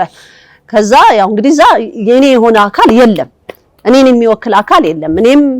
እኔ ከእስር ቤት እንደወጣሁኝ ነው እና ልጆቼና ክንፈ ገብርኤል ነን እና እንደውም እዚህ የሚመጣው ራሱ እንኳን ከኛ ጎን ሆኖ አልነበረም በዛ ሰዓት በማገለግል ሰዓት እና ይሄ ፊርማ እንዲካሄድ ነው ተባለና የአካባቢው ህብረተሰብ ይሄንን ያው ትልቁ ያስነሱት ሙስሊሞች ናቸው፣ አህዛቦች ናቸው። ይሄን ነገር ያነቃቁት መፈረም አለብን፣ እቺ ሰው ከዚህ አካባቢ መውጣት አለባት፣ በጣም መጥፎ ነገር ነው ያዘችው ተብዬ ማለት ነውና ተሰበሰቡ። ፊርማ ተዘጋጀ። ሊፈርሙ ሲሉ አንድ ልጅ በመሃል እጁን ያወጣል። ሁሉ ነገር አልቆ ማለት ነው። መልካም እኔም እህተ ማርያም ትውጣ ብዬ እፈርማለሁ ከአካባቢው ላይ ምንም ችግር የለም። ግን አንድ ነገር አላቸው። እህተ ማርያም ትውጣ ብለን የምንልበት ምክንያት አክራሪ ክርስቲያን ስለሆነች ነው። ስለዚህ እኔም ደግሞ አንድ ነገር ጠይቃለሁ። ወሃቢ ሙስሊሞች ደግሞ እዚህ አካባቢ እነሱም ይውጡ ብለን እንፈርም በሚል ሰዓት ተበተነ ነገር አለሙ ማለት ነው። እንግዲህ እኔ የለውም የኔ አካል እዛ ጋር የለም። እግዚአብሔር አምላክ ግን በቃ ዱዳ የሆነውን አፉን ይከፍትለትና ተናገር ይሄንን ይለዋል ማለት ነው። እንግዲህ ያ ሁሉ ስብሰባ ሊፈረም የነበረ ሁሉ ተበተነ ማለት ነው። እንግዲህ ምን ያህል ተጽዕኖ ፈጣሪ እንደሆነ ይሄ እንግዲህ ወንድሞቻችን ናቸው፣ ወገኖቻችን ናቸው። ምንድነው እንደዚህ አይነት ይሄ ሃይማኖት ነው አይደለም እንዴ? እናትንም ከእናትም መለያየት እኮ አለ በሃይማኖት። እናትም እንለያለን እኮ በቃ ሃይማኖቱን እኔን የመረጠ ሁሉን ትቶ ይከተለኝ ብሎ ያለው አለ። ወደ ኋላ እየተመለከትን ቆይ እንትና ልጠብቀው ብለን በጸሎት ልናስባቸው የሚሆነውን እናደርጋለን። እና በእፎይ ዙሪያ እና እሱን መሰልም እንደዚሁ ለሃይማኖታቸው የሚጣጣሩትን ከጎን ልንሆን ይገባል። ሲሳሳቱም ደግሞ ይሄ ስህተት ነው፣ ይሄ ትክክል አይደለም ሊባሉ ይገባሉ። ይሄ ልጅ ብዙ ዋጋ እየከፈለ ነው ያለው፣ ብዙ ነገር እየሆነ ነው ያለውና ወላዲተ አምላክ አሁንም ጥላ ከለላ ትዘርጋለት። አሁንም ደግሞ ስለ ወላዲተ አምላክ ደግሞ መመስከር አለበት። እውነት እኔ ከተነገረኝ ጊዜ ጀምሮ ጸሎት ይዛለሁ። እሱ ለብሶ ብቻም ሳይሆን መሰሎቹንም እንደዚሁ። ምክንያቱም በእኔ 10 ዓመት የነበረውን ፈተና አውቃለሁ። በአህዛቡም በኦርቶዶክሱም በመናፍቁም በምኑም የተነሳብኝ ነገር አለ። አሁን ዛሬ እሱ ላይ የማያቸው ነገሮች እጅግ ያሳዝናል። ይሄ ነገር መቆም አለበት። ሃይማኖቴ ብሎ ነው ያለው። እሱም እዛ ውስጥ የነበረ ልጅ ነው። ዛሬ ቁርአኑን እየገለጠ ይሄ መነበብ የለበትም የተባለውን ነገር እያነበበ ነው። ስለዚህ እሱ ከዛ የወጣ ነው፣ ለህዝቡ እያስረዳ ነው። ይሄንን ልጅ ልናበረታታው፣ እዛ ጋር ያሉትን ደግሞ ልንሰበስብ የምንችል እኛም ደግሞ በአገልግሎት ትልቅ አገልግሎት ተሰጠን እኮ የማህበሩ አባላት ያን ፈጽሟል። ህዝቡ እዛ ጋር ያሉት እንዲነቁ የእምነት የጻድቃኔ ማርያም እምነት እንዲበተን ህዝብ እንዲነቃላት ይንቃልኝ ህዝቡ ይሰብሰብልኝ ብላ ያለችው ነውና በዛ መልኩ ደግሞ እሱን የቤት ስራ ሰጣው ብዬማም ነው እኔ እግዚአብሔር መንፈስ ቅዱስ እያሰራው ነውና እንደዚህ አይነት ነገሮች ሲመጡ ምእመኑ ምንድነው ማድረግ ያለበት? አባቶች ዝም ቢሉ እኛ ለሃይማኖታችን ወደፊት ማለት እንዳለብን ነው። እንግዲህ ሌላም አለ። ቃለ ሕይወት ያሰማልን ለተናገሩት መልእክት። አንድ የመጨረሻ ሰሞናዊ ከሆነ ወቅት አጀንዳዎች ውስጥ አንዱ የሆነው እንግዲህ የኢትዮጵያ ርትዕት ተዋሕዶ ቤተክርስቲያን በእውቅና ደረጃ ከበሮ፣ ጸናጸል የተባሉት እነዚህ መቋሚያ የተባሉ ንዋያተ ቅድሳቱን የአእምሮ ንብረት ተብሎ በቤተክርስቲያኗ ስም እንደሚመዘገብ አደረገች የሚል ነገር ሰምተን ነበርና 10 መጽሐፍት እንዲሁም 10 መጽሐፍትም በውስጡ እንዳሉም ተገልጿል። ከገድላቱም ከታምራቱም ላይ የተካተተ ማለት ነውና ይህ ነገር እኛ እንዴት እናየዋለን? እንደ ህዝበ ክርስቲያን እውነት ለመናገር እጅግ የሚያስደስት ነገር ነው። እኔ በእውነት ስሰማ ደስ ብሎኛል። ግን መነሻ ነው ይሄ። ምናልባት እኛ አሁን ቁም ነገራችን በጣም አሁን ምን ጀምርበት ሰዓት ገና ሀ ብለን ዛሬ የምናወራበት ሰዓትም ነው ተብሎ ራሱ ማሰቡ ይከብዳል። በዚህ ሰዓት ከዛም ያለፉ ነገሮች ሆነው ስለሆነ ያለው ቤተክርስቲያን ውስጥ ለምሳሌ ከመቋሚያው ከከበሮ ከጸናጽሉ በላይ ህዝበ ክርስቲያኑን የሚያጠፋና የሚደረምሰውም ደግሞ የነዚህ ንዋያት መናቅና መደፈር እጅግ የሚያስቆጣና የሚያሳዝን ነው። ዛሬ በየአዳራሹ ከበሮ ላይ ቁጭ ብለው ከበሮን እንደዚህ የሚደልቁ መናፍቃን ናቸው። በድፍረት ፈቃድ ተሰጥቷቸው በየአደባባይ እያሾፉበት የሚገኘው ማለት ነው። ይህ ነገር መከልከሉ መልካም ሆኖ እንግዲህ ይሄ ነገር ወዴት እያመራ ነው? ምን ማለት ነው ሲባል ለይተን እንለይ እያለች ነው ቤተክርስቲያን። የኛ የሆነውን ነገር የኛ ነው፣ የእናንተ የሆነው ነገር የእናንተ ነው እያለች ነው ቤተክርስቲያን። እንግዲህ ይሄ ለሚያስተውለው ሰው መረዳት የሚችለው ነገር ነው። እንደዛ ከሆነ ደግሞ በዚህ ብቻ ለምንድን ነው የሚቆመው? የወላዲተ አምላክ መልእክት ምንድን ነው የሚያዘው? ለምሳሌ ኦርቶዶክስ የሚለው ቃል የኛ አይደለም፣ ሌሎች አህዛብም ምን የሚሉበት ነው? የማያምኑ መናፍቃን የሚጠሩበት ነው። ኦርቶዶክስ ተብለው እስላሚክ ኦርቶዶክስ ተብለው ራሱ በኦርቶዶክስ ስም ራሱ ሁለት ባህሪ ብለው መድኃኔዓለምን የሚክዱ ግሪክ ራሱ አሁን የቃሉ ምንጭ የሆነችው ግሪክ ኦርቶዶክስ ቤተክርስቲያን የምታምነው በመድኃኔዓለም ሁለት ባህሪ ብለው የሚክዱ ናቸው። እኛ በተዋህዶ ነው የምናምነው። እንግዲህ አንድ አካል አንድ ባህሪ ብለን የምናምንኛ እነሱ አንድ አካል ሁለት ባህሪ ብለው ለይተው የሚያስተምሩ ናቸው። ስለዚህ ይሄንን ስያሜ ከተዋህዶም ጋር ቀላቅለው አምጥተው መጤ ነው ብላ ወላዲተ አምላክ ተናግራለች ማለት ነው።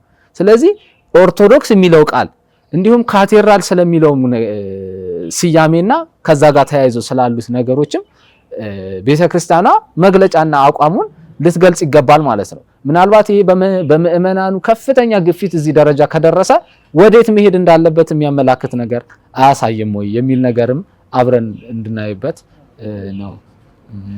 ገብረ ጻድቅ ደስ ይላል። እኔም እውነት ለመናገር ይህንን ነገር ስሰማ በጣም ነው የተደሰትኩት። ለምንድን ነው የተደሰትኩት? ብዙ ጊዜ የቤተ ክርስቲያን ንዋያተ ቅድሳት አንደኛ ትርጓሜያቸው ምን ያህል መንፈሳዊ እንደሆነ አሁን ከበሮውን ብንመለከት የአምላካችንን እማማቱን በሙሉ የሚዘረዝር ታላቅ ነገር ነው። ትልቁ እንዲሁም ሰባኪ ይባላል። በቃ በቆሞ ያለ ስብከት ማለት ነው ከበሮ ማለት። እሱ ላይ ቁጭ ብለው እስከ መምታት ሲደርሱ ተቆርቁሮ ይሄንን ነገር በቃ የቤተ ክርስቲያን ነው፣ ከቤተ ክርስቲያን ውጪ ማንም ሊጠቀምበት አይገባም ብሎ ይሄንን በአቋም መለየት ደስ የሚያሰኝ ነገር፣ የሚያስደስት ነገር። ምክንያቱም የቤተ ክርስቲያን የሆኑ ነገሮች በሙሉ ቅድስና አላቸው፣ ትርጓሜያቸውም ደግሞ መንፈሳዊ ስለሆነ ማለት ነው። መቋሚያውም እንደዚሁ። አሁን እንዳሉት ደግሞ ዲያቆንም ቀኑንም የተመለከተ ነገር ሊወሰድ ይገባል። ቀኑም እኮ የአረብ ነው።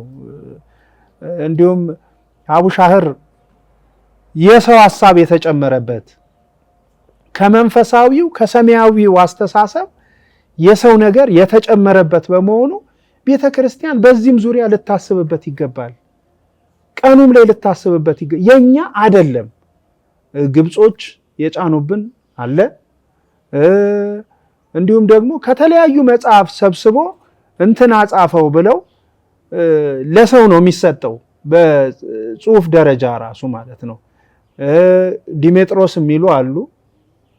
ዲሜጥሮስ እንዲሁም ደግሞ ምን ይላሉ? ዲሜጥሮስ ሰንበት ከሰንበት ሰንበቱን እንዳይለቅ ይመኝ ነበረ ካለ ከሱ በፊትም ተጽፎ እንደነበረ ባለቤቱ ራሱ በውል የማይታወቅ ማለት ነው። ነብየ እግዚአብሔር ቅዱስ ሄኖክን ደግሞ ስናነሳ በእውነት በሰማይ ጽላት የተጻፈ በሱባኤ የተለካ ሰማያዊ የሆነ ቅዱሳን የተጠቀሙበት እነ ጻድቁ ተክለ ሃይማኖት ደጋግ አባቶቻችን የቆጠሩበት እንዴ! በዚህ መቁጠር ራሱ እኮ አንድ ትልቅ እንትን ነገር ነው። ፈውስ ነው፣ ራሱ ለሰውነት ፈውስ ነው፣ ጤና ነው።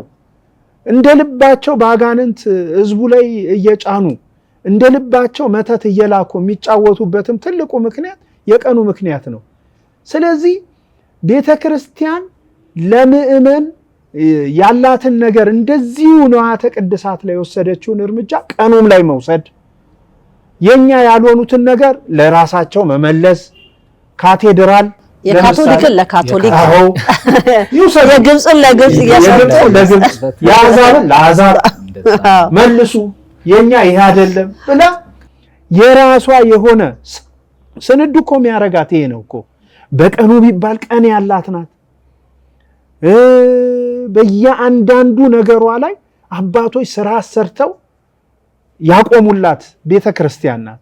ይህችን ቅድስት ቤተክርስቲያንን በስርዋጽ እያስገቡ ካቴድራል መባል አለባት ሲሉ ካቶሊካዊ የሆነ ነገሮችን ሲጭኑባት በአሿሿም ላይ እና አለቃ እያሌው ታምሩ እኮ ሹመት ራኩ ሲመት እኮ ሲደረግ ራሱ ትክክለኛ አይነት የአሿሿም ስርዓት አልተደረገም። ካቶሊካዊ የሆነ የአሿሿም ስርዓትን ነው የተከተለው ብለው ነው አይደለ ያወገዙት። እና እነዚህን ሁሉ ነገሮችን አስተካክላ የምትራመድ ከሆነ ቤተክርስቲያን ለነዚህ ሁሉ ዕውቅና እየሰጠች ራሷ ስር ያሉትን መንቅራ እያስወጣች የምትቆም ከሆነ እውነት በቃ የኢትዮጵያ ትንሣኤ ማለት ይሄ ነው ብዬ ነው እኔ የማስበው። ቤተክርስቲያን ከተስተካከለች በእርግጠኝነት የእግዚአብሔር ረድኤቱም አለ። ቤተክርስቲያንን የሚያተራምሱትም ኃይሎች እንትን አያገኙም፣ ጉልበት አያገኙም፣ አቅም አያገኙም። አቅም እንዲኖራቸው ያደረግነው እኛ ባለመቁጠራችን ምክንያት ነው። እና እነዚህ ሁሉ ነገሮች ይሄ ይበል የሚያሰኝ ነው። እኛ የተደሰትንበት ጉዳይ መሆኑን በዚህ አጋጣሚ መግለጽ ነው። ይሄ ማህበሩ በሙሉ የተደሰተበት ነገር ነው። ምክንያቱም ስርዓትን ማስከበር ህግና ስርዓትን የማስከበር የዛሬ 7 ዓመትም እኔም እዚችው ላይ ያሳስተላለፈው የታለ መቋሚያው ማን ነው የሚሰበስበው ሰብሳቢው የዚህ ንብረቴ ነው ብሎ የሚል ይሄ እኛ ነው ብሎ የሚል የታለ ሲል የሚል መልእክት እዚህ ጋር ሳስተላለፍ እንደነበር አስታውሳለሁና ዲያቆን ወደርሶ ልምጣ። ያው ደስ የሚል ዜና ነው። በጣም ደስ የሚል ዜና ነው። ይቀጥል ነው። እዚህች ላይ እንደውም የተወሰነ ነገር ስለተነሳ በዘመን አቆጣጠር ላይ የተነሳው ነገር ላይ ከዚህ በፊት ዳንኤል ክብረት እንግዲህ አሁን ላይ የተናገረው አንድ ትምህርት ነበር አይደለ? ምንድነው ያለው? መውሊድና የእስላማች የአሕዛቡ በዓላትን የኛ ሊቃውንት ምን ይሉታል ያውቁታል። አሁን ይሄ ያው ቤተክርስቲያንም የሚታወቅ ነው። ለምን ሲባል እነሱም የሚቆጥሩት በጨረቃ ነው፣ እኛም ጋር የምንቆጥረው በጨረቃ ነው አለ። አዩ እኛ ጋር አሁን በጨረቃም በፀሐይም ነው ቤተክርስቲያኗ የምትቆጥረው የዘመን አቆጣጠሯ። እዛ ጋርም ደግሞ እነሱ የሚቆጥሩት በጨረቃ ነው። ስለዚህ የኛ ሊቃውንት እና የነሱ አባቶች ይተዋወቃሉ፣ እርስ በርስ መነጋገር መግባባት ይችላሉ የሚል ቀጥተኛ የሆነ ነገር ለህዝቡ ተነግሮታል። እንግዲህ እዚህ ጋራ የተቀላቀለ ነገርን የማጥራት ነገር ነው መስራት ያለብን። ገና ለገና ከመጽሐፍ ቅዱስ ተወስዶ ተጻፈ ተብሎ የክህደትን ነገር መቀበል የለብንም። ለምንድነው መናፍቃን ነው ለምሳሌ 66 ብለው ለነሱ ወይም ደግሞ ለነሱ የሚመቸውን ትምህርት ወስደው ሲያስተምሩ ማንቀበላቸው ለምንድነው? አገባቡም ትርጓሜም መጽሐፍ ቅዱሳዊ ስላልሆነ እግዚአብሔር አምላክ በፀሐይ ብቻ እንዲቆጥሩ የሰው ልጆችን አዟል።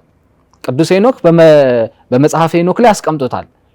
የዘመን አቆጣጠር ሙሉ በሆነችው በማታጎድለው በፀሐይ ሊሆን እንደሚገባ እንጂ ከፀሐይ ጥገኛ በሆነችው በጨረቃ አንዳንዴ ጠፍ በምትሆነው በምትጠፋው በምትጎድለው ብርሃኗን ከፀሐይ ያገኘች በምታንጸባርቀው በሷ አይደለም።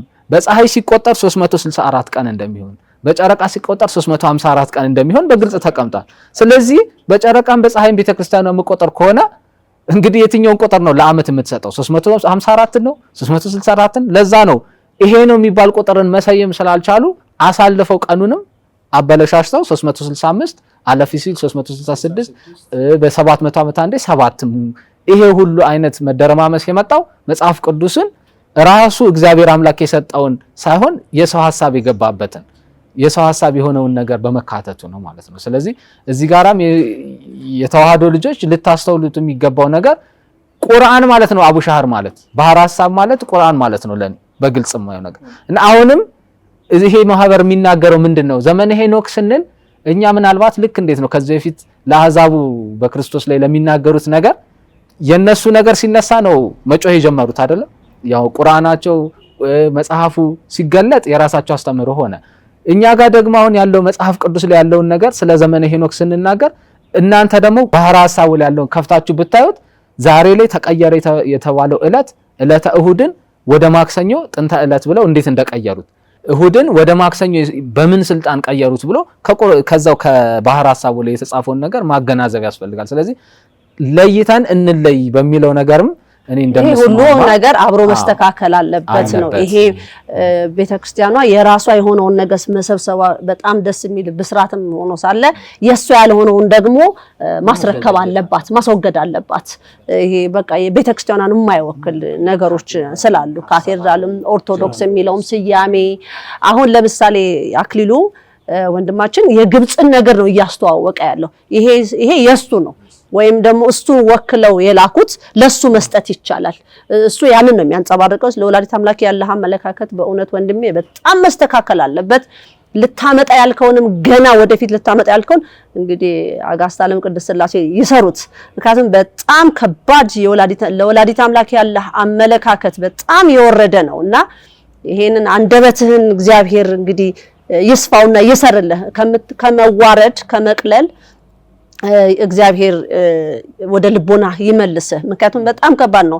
እኛም ራሳችን ገና እንደማንለቅህ ማለት ነው። ማንለቅህም በጸሎት እግዚአብሔርን በመለመን እንዳንተ አይነቱን ህዝብን እየሰበሰቡ መርፌ እየወጉ እየመረዙ እየበከሉ የሚሄዱትን በጣም አናታችሁ ላይ ነን። ምክንያቱም አይቻልም። በቃ የራስህን ይዘህ ማንነትህን ይዘህ መቀመጥ ቤተክርስቲያን ውስጥ ሆኜ እንደዚህ ነው እንዲህ ነው ብለህ አምላክ ነው ላይ ታምላክን ህዝቡ በሷ ላይ ያለውን ነገር እንዲህ ይሄ ነው ከባድ መናፍቅ ማለት ይሄ ከባድ ክህደት ማለት እንደዚህ አስመሳሽና የእንዳንተ አይነቱን ሰዎች ነው በአደባባይ ላይ እንዲጋለጡልን የምንፈልገውና አዎ ቆይቻለሁ ያንተን ነገርም ስሰማ ጸሎትም ይዤበታለሁ። ሌሎችም አሉ እንደዚህ መውጣት አለባቸውና ርትዕት ተዋህዶ ደግሞ እንደዚህ አይነት ስራ ነው ያላት። ሌላው ስለ ዲያቆን ሄኖክ ስለ ትንሳኤ የተባለውን እሱን ነካ ብናደርግ ደስ ይለኛል። በመጨረሻ ምናልባት እንግዲህ አብረን እናንሳውና ይሄንንም በነገራችን ላይ ስለ ትንሳኤ ስለ እርዱም የተነሳ ነገር ነበር። ሄኖክ ኃይሌ ተነስቶ ያወሩት ነገር ነበርና እየሰማሁት በጣም ገርሞኛል። ምንድነው ይሄን ሁሉ ጊዜ ጾማችሁ ቆይታችሁ ጾማችሁን ማፍረስ ጾማችሁን ማጣት የለባችሁም የሚል ጥሩ ነው አስተምሮ። ግን አንድና አንድ አሁን መጀመሪያ እርድ ይፈቀዳል ወይ በበዓላት ቀን የሚለው ነገር ራሱ እኔ መጀመሪያ ያ ነጥብ በጣም ስለሚገርመኝ ነው። ምክንያቱም በዓላት ማለት ሰንበት ከሰንበት እኩል የሚከበሩ ናቸው። ልክ አሁን ምን ጊዜም መቼም የፈለገ ሌሎች በዓላት በተለያየ ቀን ቢውሉ እንኳን ትንሳኤ ዕለተ እሁድን አይለቅም ተብሎ ነው በእነሱ እንኳን በሚቆጥሩበት አቆጣጠር እንኳን እሁድ ላይ እንደዋለ ነው የሚታወቀው አይደለ? ስለዚህ በሰንበት እንዴት ሆኖ ነው እዛ ጋራ ደም የሚፈሰው? ሰንበትን መሻር ማለት ነው እኮ። ሰንበትን መሻር የሚባለው ትምህርት በቤተክርስቲያን ውስጥ ቀረ ወይ? አባቶች እናቶች እኮ የሰንበት ውሃ እኮ ተብሎ እኮ ቀድመው ሁሉ እኮ ይቀዳሉ እኮ። እንዴት ሆኖ ነው በዛ ቀን ደም ሲፈስበት የደም ጎርፍ ሲወርድበት የሚውለው ያ ዕለት? ይህንን ትምህርት ከመቃወም የሚልቅ ቀኑን ቆይታችሁ አረፋፍዳችሁ ከቅዳሴ እንግዲህ ወተንሳ ከተባለ ከሌሊቱ 6 ሰዓት በኋላ ከሌሊቱ 6 ሰዓት በኋላ እኮ የሚገባው ሰንበት እኮ ነው። ሰንበትን በተባለች በዚያች ቀን ከሙታን ተለይቶ እንደተነሳ ነው ሰንበተ ክርስቲያን ነው የምንላት ራሱ።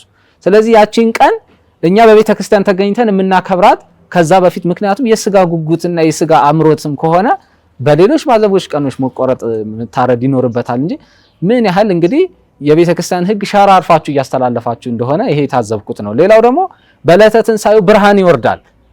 እንግዲህ ታምረ ማርያምም ላይ የተገለጸ ታሪክ አለ።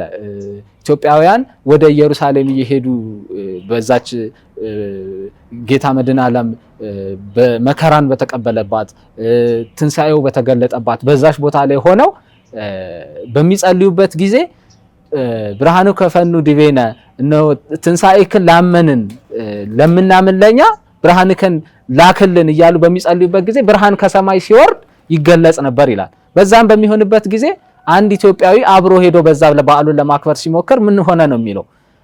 በወቅቱ የነበሩት በዛ በግብጽም ያሉት አባቶች ከኛ ጋር ህብረት ሊኖርህ አይችልም፣ አንተ ጥቁር ነህ፣ ጠይም ነህ፣ በመልክ ከኛ የተለየህ ነህ፣ ስለዚህ ወጥተህ የራስህን ጸሎት አድርግ፣ እኛ እዚህ ጋራ ደግሞ በራሳችን በመልካችን በአንድነታችን አንድ ወቅት አንድ ጎጥ የምንኖር ህዝቦች አንድ ላይ ሆነን ነው እኛ የምናከብረው ብለው ለዩት ይላል። ይሄ ተአምረ ማርያም ላይ የተጻፈ ታሪክ ነው እንግዲህ ይሄ ታሪክ እና በዚህ ምክንያት ምን ሆነ ያ አባት እጅግ ብቸኝነት ተሰማው፣ እጅግ አዘነ።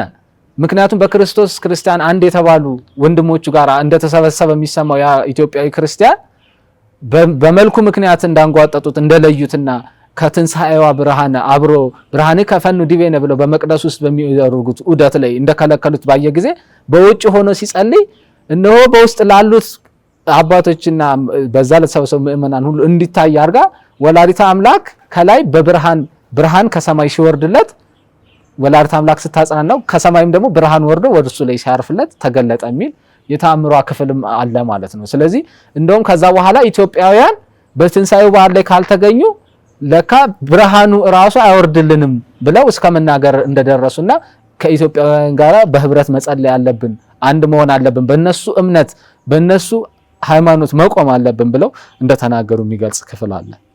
ይህንን ለመግለጽ ነው። አዎ ያው እኔ ደግሞ ምንድነው በዚህ ሐሳብ ላይ ያልኩት በዲያቆን ሄኖክ እንግዲህ ይሄ ብርሃን ታየ ብሎ ተናግሯል ነው የተባልኩትና ይሄው ትንሳኤ መሆኑን የሚገልጽ ነው እና ሲጀመር ባህር ሐሳብ ሁሌ እንደዋለለ ነው እና ሁሉ ጊዜ እግዚአብሔር ይቀያይረዋል ማለት ነው ቀኑን የሚገልጽላቸው ያንን ብርሃን አንድ አመት ያለፈው አመት አሁን ትንሳኤ ምን ቀን ተከበረ ለበዛን ሰዓት የነበረው ብርሃን ቆይ ኦርቶዶክሶች በዚህ ቀን በዚህ ገላንፏቅላቸው እያለ ነው ያደረገው። እግዚአብሔር እኮ አንዴ ነው ያንን ነገር ያደረገው አይደል? ቀንም አለው ጊዜም አለው።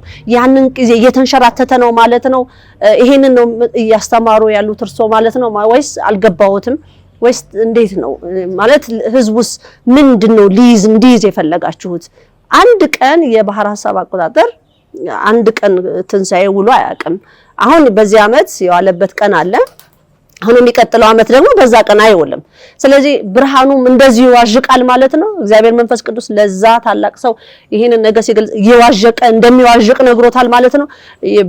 በዚህ ወር በዚህ ቀን እያለ ቀይሮበታል ወይስ አንድ ቀን ነው የሰጠው? እና ህዝቡን ግልጽ አድርጉት። ይሄ ማለት ማወነባበዱ ይቅር እና 33 ምንድነው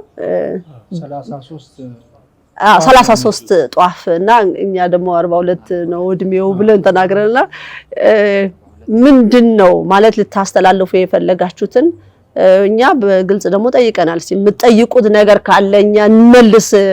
አሁን እፎይ ግጠሙኝ እያለ ነው አይደል? እኛ ምርቷን ግጠሙን እያለ ነው፣ ግን የሚመጣ የለም። ግጠሙን ብለናል እኛ ሙሉ ስለሆንን ማለት ነው። በሰነድ ይዘን መጽሐፍ ቅዱስን ደግሞ ከፊት ለፊት አድርገን ብለናል፣ ግን የሚመጣ የለም። ዝም ብሎ ብቻ እዛ የሚናገር ነውና ይሄ ነገር ቢስተካከል መምህር ገብረ ጻድቅ የሚሉት ካለ ምን ያህል አሁን ንግስተ ነገስት እንዳሉት ቀኑ ይዋዥቃል ወይ? የሚገርም ነው ማለት በዛ ጊዜ ታምሯ በተጻፈበት በዛ ኢትዮጵያዊው ሰው በሆነበት ጊዜ የሚቆጥሩት አቆጣጠር እኔ ነብይ እግዚአብሔር ቅዱስ ሄኖክን እንደሆነ ነው የሚሰማኝ። በሱ አቆጣጠር ይቆጥሩ ነበረ ብዬ ነው ማስበው። ለምን ቀኑ ሊዋዥቅ አይችልም? አሁን ለምሳሌ ተመልከቱ። አሁን ጥንተ ስቅለቱ ተብሎ መቼ ነው የተከበረው? ቅዳሜ ቀን ነው የተከበረው። ልክ ነው። ቅዳሜ ቀን ነው የተከበረው ጥንተ ስቅለቱ ተብሎ በዘንድሮ ምን ያህል መደፍረስ ነው! እንዴት ሆኖ ጌታ መድኃኔዓለም ቅዳሜ ቀን ተሰቅሏል ብላችሁ ነው የምታምኑት? እና የተምታታ እለቱ የተደበላለቀ ጥንተ ስቅለቱን ቅዳሜ አድርገው ከእንደገና ደግሞ ሌላ ስቅለት ደግሞ እንዳለ ቅዳሜ ቀን አምላካችን እንዴት ተሰቀለ ብሎ ሰው አምኖ ዛሬ እኮ ጥንተ ስቅለቱ ነው እያለ ሲናገር አለማፈሩ። ምክንያቱም የተምታታ ጊዜ የተምታታ እለት እየተከበረ እንደሆነ አሁን ብርሃን ታየምራውን የሚለው ጥንተ ስቅለቱ ላይ ነው የታየው ወይስ የትኛው ላይ ነው የታየው? ግራ የሚያጋባ ማለት ነው። እዚህ ጋር በነገራችን ላይ እንደው በዛው ለመጨመር ያህል መጨረሻ ለማለት ነው የሚፈልገው። እውነት ለመናገር ብርሃን ይወርዳል ሲባል ንግስተ ነገስት ያነሱት ሐሳብ ትልቅ ሐሳብ ስለሆነ ነው። ባህር ሐሳብ ላይ ከሆነ ሁለት ጊዜ ነው ሁሌም የምታከብሩት። ጥንተ ስቅለቱ ዋናው ስቅለቱ፣ ጥንተ ትንሳኤ ዋና ትንሳኤ እየተባለ ይሄ በፊቱ ነው እየተባለ ሁሉን ነገር በመታሰብ ያ ደግሞ ቀኑም ደግሞ ከዕለቱ ጋር አይገጥምም። ነገር ግን ይህንንም ነገር ደግሞ ሐዋርያት በፍትሐ ነገሥት ላይ አውግዘዋል። በዓመት ላይ 2 ጊዜ የጌታን ትንሣኤ የጌታን ስቅለት 2 ጊዜ እንዳታደርጉ ተጠንቀቁ፣ እነሆ 2 ጊዜ አልሞተምና ይህንንም እንዳታደርጉ እናወግዛችኋለንም ይላል። እንደው ይህንን የሚያከብሩትን በዓሉን ምክንያቱም ጌታ 2 ጊዜ ቤዛ ሆነ። የሃይማኖት ሕጸጽንም የሚፈጠር ነገር ነው፣ ልዩነትንም የሚፈጠር ነገር ነው። አንድ ጊዜ በመስቀል ላይ ቤዛ ሆኖ ሰውን ልጅ አዳነ ብለን ነው እኛ የምናምነው። 2 ጊዜ እንዴት ተሰቀለ ተብሎ በቤተ ክርስቲያን በአንድ ዓመት ውስጥ 2 ጊዜ እንዴት ተሰቀለ ብለን እናስባለን። ሎት ስብሐት በአንድ ዓመት ውስጥ 2 ጊዜ ከሙታን ተነሳ ተብሎ እንዴት ይታሰባል? በምን አይነትስ መታሰብ ነው የሚታሰበው? ጥንተ ትንሣኤው ሲባል እንዴት ነው የሚታሰበው? ብርሃን ከፈኑ ዲቤነ እያላችሁ ነው የምታከብሩት ጾሙ ላይ ወይስ እንዴት ነው? ብርሃኑ የዛኔ ነው የወረደው? ንግስተ ነገሥት የጠየቁትን ጥያቄ እስቲ በዛው እንዲመልሱ ያ ብቻ ሳይሆን ለምሳሌ ጥንተ ስቅለቱ እኮ ከተከበረ በኋላ በዓለ ሃምሳ ነው ጊዜ የሚቀጥለው። በበዓለ ሃምሳ ነው ወይ ስግደት የሰገዳችሁት? በበዓለ ሃምሳ ነው ወይ ይሄን ያህል ስርዓት ሲፈጸም የነበረው? ጥንተ ስቅለቱ ከሆነ በኋላ እኮ የሚቀጥሉ ጊዜያቶች እኮ የማይሰገድባቸው የማይጾምባቸው ጊዜያቶች ናቸው በቤተ ክርስቲያን ስርዓት። እነዚህን ሁሉ ሽራችሁ ነው የቆማችሁት ማለት። ስለዚህ ይሄ ምንድነው? መምታታት ነው፣ መደበላለቅ መምታታት ነው። ዲያቆንም እንዳሉት ይሄ የሐዋርያትም ግዝት ስላለበት በጣም ሊታሰብበት ይገባል ብዬ ነው ማስበው። እንግዲህ ያው ደስ የሚል ሀሳቦች ነው የተነሳው። እንግዲህ ወላዲተ አምላክ አሁንም እኛንም በርትዕ ተዋህዶ ሃይማኖት ታጽናን። ምክንያቱም የተሰጠን ነገር እጹብ ድንቅ ነው። ይቺ ሃይማኖት የምትገርም የምትደንቅ ናት።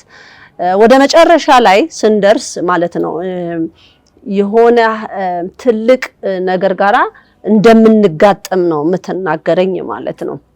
ያንንም መንፈስ ቅዱስ እንደሚረታና እግዚአብሔር ደግሞ በትንሽ ቁጥር መጥቶ ያንን ነገር እንደሚጠቀልል ነው የሚናገረውና ህዝብ ደግሞ አሁን እኛ ያወቅነውን ያህል እኛ ያየነውን እይታ ለህዝብ ለማዳረስ ነው እንደዚህ የምናደርገውና አሁን ዲያቆን ሄኖክ በጣም ብዙ ህዝብ ይሰማሃል፣ በጣም ብዙ ህዝብ ያይሃልና የተሳሳተ ነገር ለህዝብ መመረዝ የለብህም። ስለዚህ አሁን ይሄ ብርሃን የታየው በየትኛው ጊዜ ነው? ይሄ ብርሃን የታየው እግዚአብሔር 2-3 ጊዜ ነው ትንሣኤን ያሳየው ለህዝቡ ያደረገው። ይሄ 2-3 4 ነው እና እንደዚህ አይነት እናንተን ህዝብ ስለሚያዳምጥ ህዝቡም የተሳሳተ ነገር እንዲይዝ ነው የምታደርጉት፣ ወይም ደግሞ የሆነ ጭንቅላትን ምንድነው መፈወዝ የሆነ ስራ ነው። ስለዚህ እስቲ ይሄን መልስ እንድትሰጠን ነው። በጥንተ ስቅለቱ ነው ወይስ አሁን ደግሞ ሁለተኛ ትንሣኤ በየትኛው ቀን ነው ብርሃኑ የታየው? ይህንን መልስ እንድትሰጠን ማለት ነው። እና እግዚአብሔር የተመሰገነ ይሁን። ብዙ ነገሮችን ነክተናል፣ እንደዚሁም እንመጣበታለን ብዙ ነጥቦች ብለን እንደ እግዚአብሔር ፍቃድ እናስባለን። እንግዲህ አሁን የተነሱ ርዕሶች በሙሉ ይሄ መድኃኔዓለምና የቅድስት ድንግል ማርያም ማህበር ዘኢትዮጵያ ወክለን ነው የቆም ነው ማለት ነው። እኛ ሁልጊዜ ከእውነት ጎን ነን፣ በእውነትም መሄድን የምንፈልግ ማህበር ነን እና ይሄንን ነገር ሀገራችን ላይ እንዲበዛ እንፈልጋለን። እውነት የሚናገረውን እውነቱን ይዘን ይሄ ደግሞ ትክክል አይደለም ብሎ ደግሞ የሚለውን ትክክል እኛም አሁን ካስተላለፍነው እስቲ ይሄ ትክክል አይደላችሁም ብሎ ደግሞ የሚለንም ካለ ለመቀበል ዝግጁ ነን። ምንም ወደ ኋላ የምንልበትም ነገር የለምና ይሄን ይመስላል። ዲያቆን ኃይለ ሚካኤል መምህር ገብረ ጻድቅ ባህሩ እግዚአብሔር ያክብርልን፣ እግዚአብሔር ይስጥልን። ትልቅ ትምህርት ነው። ከካሜራውም ጀርባ ያሉትም ደግሞ አብረውን እንግዲህ ያው ነጋ እስካሁን ድረስ እነሱም ከምስል ቀረጻው በስተጀርባ ሆነው ይሄንን ቀረጻ ለህዝብ ለማስተላለፍ ቆመዋል። እግዚአብሔር እንግዲህ ይሄንን ትምህርት ደግሞ ሲመጣ ህዝብ ጆሮ ላይ እግዚአብሔር ይሄ ክፉ የሰማውን አጽድቶ መልካሙን ያሰማ እኛንም ደግሞ ይሄንን እንድናስተላልፍ የረዳን አምላክ አይገባንም፣ ግን ፈቅዶልን ነው። ከዚህ ደግሞ የተሻለ ደግሞ ሊያብራሩ ሊያስተምሩ የመጡትንም ደግሞ እስከ መቀበል እኛም እንደርሳለን። ወደ ኋላ የምንልበትም ነገርም የለንምና እግዚአብሔር ይስጥልን፣ እግዚአብሔር ያክብርልን። ዲያቆንም የሚሉት ነገር ካለ በዚሁ እናጠናቃለን። እንዳይኮን እውነት ነው እንግዲህ ለተወያየ ነው ለጠቅላላው ሐሳብ ሁሉ ህዝብ ለተወያየነው ለተነጋገርነው ጠቅላላ ሐሳብ ሁሉ እንግዲህ ህዝብ የራሱን ፍርድና አስተያየት እንዲሰጥበት ነው ማለት ነው እኛ የምናቀርበው። እዚህ ጋራ እንግዲህ ከመነሻው ከመወጣኑ ጀምሮ በመዋቅር ደረጃ ቤተክርስቲያን በአሁን ሰዓት እረኛ ሰብሳቢ መንጋውን የሚሰበስብላት የሚወክላት እንደሌለ በግልጽ የሚያሳዩ ነገሮችን ነው ያየነው ማለት ነው። ስለዚህ ይህንን ነገር የሚያስተካክል የዘመን አቆጣጠሩ ተበላሽቷል፣ ይሄ ነገር ይታረም ያለች ወላዲት አምላክ ነች። የሰው ሐሳብ አይደለም። እኛ ትላንት የተወለድን ትላንት ወደዚህ ዓለም የመጣን ሰዎች በአይምሯችን እንደናንተ አብረን መጽሐፍቱን ስናየው ስናነበው በቤት ውስጥ አብረን ስናገለግል አብረን ስንኖር የቆየን በዛ ውስጥ የኖርን። ስለዚህ ከየት ነው እነዚህ ወንድሞቻችን እህቶቻችን ይህንን ትምህርት ያመጡት ብሎ እውነት መጽሐፉ ትክክል ነው ወይ የሚናገሩት ጥያቄስ ተገቢ ነው ወይ ብሎ መልስ መስጠትና ዕውቅና መስጠት ይገባል እንጂ በንቃት በማጣጣል። ምክንያቱም እውነት ለክርስቶስ ፍቅር ለቆመው የአንዲት ነፍስ መጥፋትም በእግዚአብሔር ዘንድ ዋጋ ያስጠይቃል። ስለ አንድ ነፍስ መሰናክል መሆንም በሰማይ ዘንድ ያስጠይቃል። ስለዚህ በዛሬ በሰው ድጋፍ በብዙዎች ሆታና አጀብ ስለምትንቀሳቀሱ በእግዚአብሔር ፊት ሞገስ አለ ማለት አይደለም። እግዚአብሔር ሞገስ የሚሰጥበት ብርሃኑን የሚያወርድበት በኃይለኛው የሚቆምበት ማህበር እንደሆነ ሁላችሁም እንድትረዱት እንግዲህ በዛው እኔም ለማሳሰብ ነው የምወደው። እንግዲህ ስለነበረን ሰዓት የሉል እግዚአብሔር አምላካችን ስሙ የተመሰገነ ይሁን። ሐሳባችንን ጠቅልለናል። በቃ አንድ ነገር ብቻ የምለው ምንድነው ነብየ እግዚአብሔር ቅዱስ ሄኖክ የቤተ ክርስቲያን ሀብቷ ነው። የትኛውም የእምነት ተቋም ነብየ እግዚአብሔር ቅዱስ ሄኖክን የሚቀበል የለም። ፕሮቴስታንቱ ቢባል አሁን ነው እንዲሁም ካቶሊኩ እንቀበላለን የሚልም ጭምጭምታ ነገር የሰማ ነው እንጂ አሁን እኛ እያለን ያለነው በሀብቷ ተጠቀምበት፣ የባዕድ ነገር ምንም አያደርግላትም፣ እሱን ትመልስና የሰቀሉባትን ወይንም የሰጧትን ነገር ታስወግድና በራሷ ሀብት ገንዘቧ በሆነው ነገር ትጠቀምበት ነው የምንለው። እግዚአብሔር ይስጥልኝ። አዎ እንግዲህ ይሄን ይመስላል። ያው መዝሙረ ዳዊትን አትቀበሉም የሚባልም ነገር አለብን። እኛ በኃይለኛ እንደምንቀበለው ገድላትንም በኃይለኛ እንደምንቀበል ዓለም ሊያውቀው ይገባል። እኛም የመጽሐፍ ቅዱስ ክፍላችን 104 የመጽሐፍ ቅዱስ ክፍል አለ ተብለን በመንፈስ ቅዱስ የተሰጠንን አምነን ያለንና ይሄንን ይመስላል። በዚህ በጸሎት እናጠናቀቃለን። እግዚአብሔር ይስጥልን። ለወንድሞቻችን ለንግስተ ነገስት ተማሪያም እንዲሁም ለመምህር ገብረ ጻድቅ እግዚአብሔር አምላክ ቃለ ሕይወትን ያሰማልን። ስለነበረን ሰዓት የሉል እግዚአብሔር አምላካችን ስሙ የተመሰገነ ይሁንልን። በሌላ ፕሮግራም መርሃ ግብር እንደዚሁ ተገናኝተን እንድንወያይ የእግዚአብሔር አምላክ ቅዱስ ፍቃድ ይሁንልን። ወስብሐት ለእግዚአብሔር ወለወላዲቱ ድንግል ወለመስቀሉ ክቡር። ይመሃረነ ወይሳሃለነ በርትዕት ተዋሕዶ ሃይማኖት ያጽንዓነ ለይኩን። ይቆየን።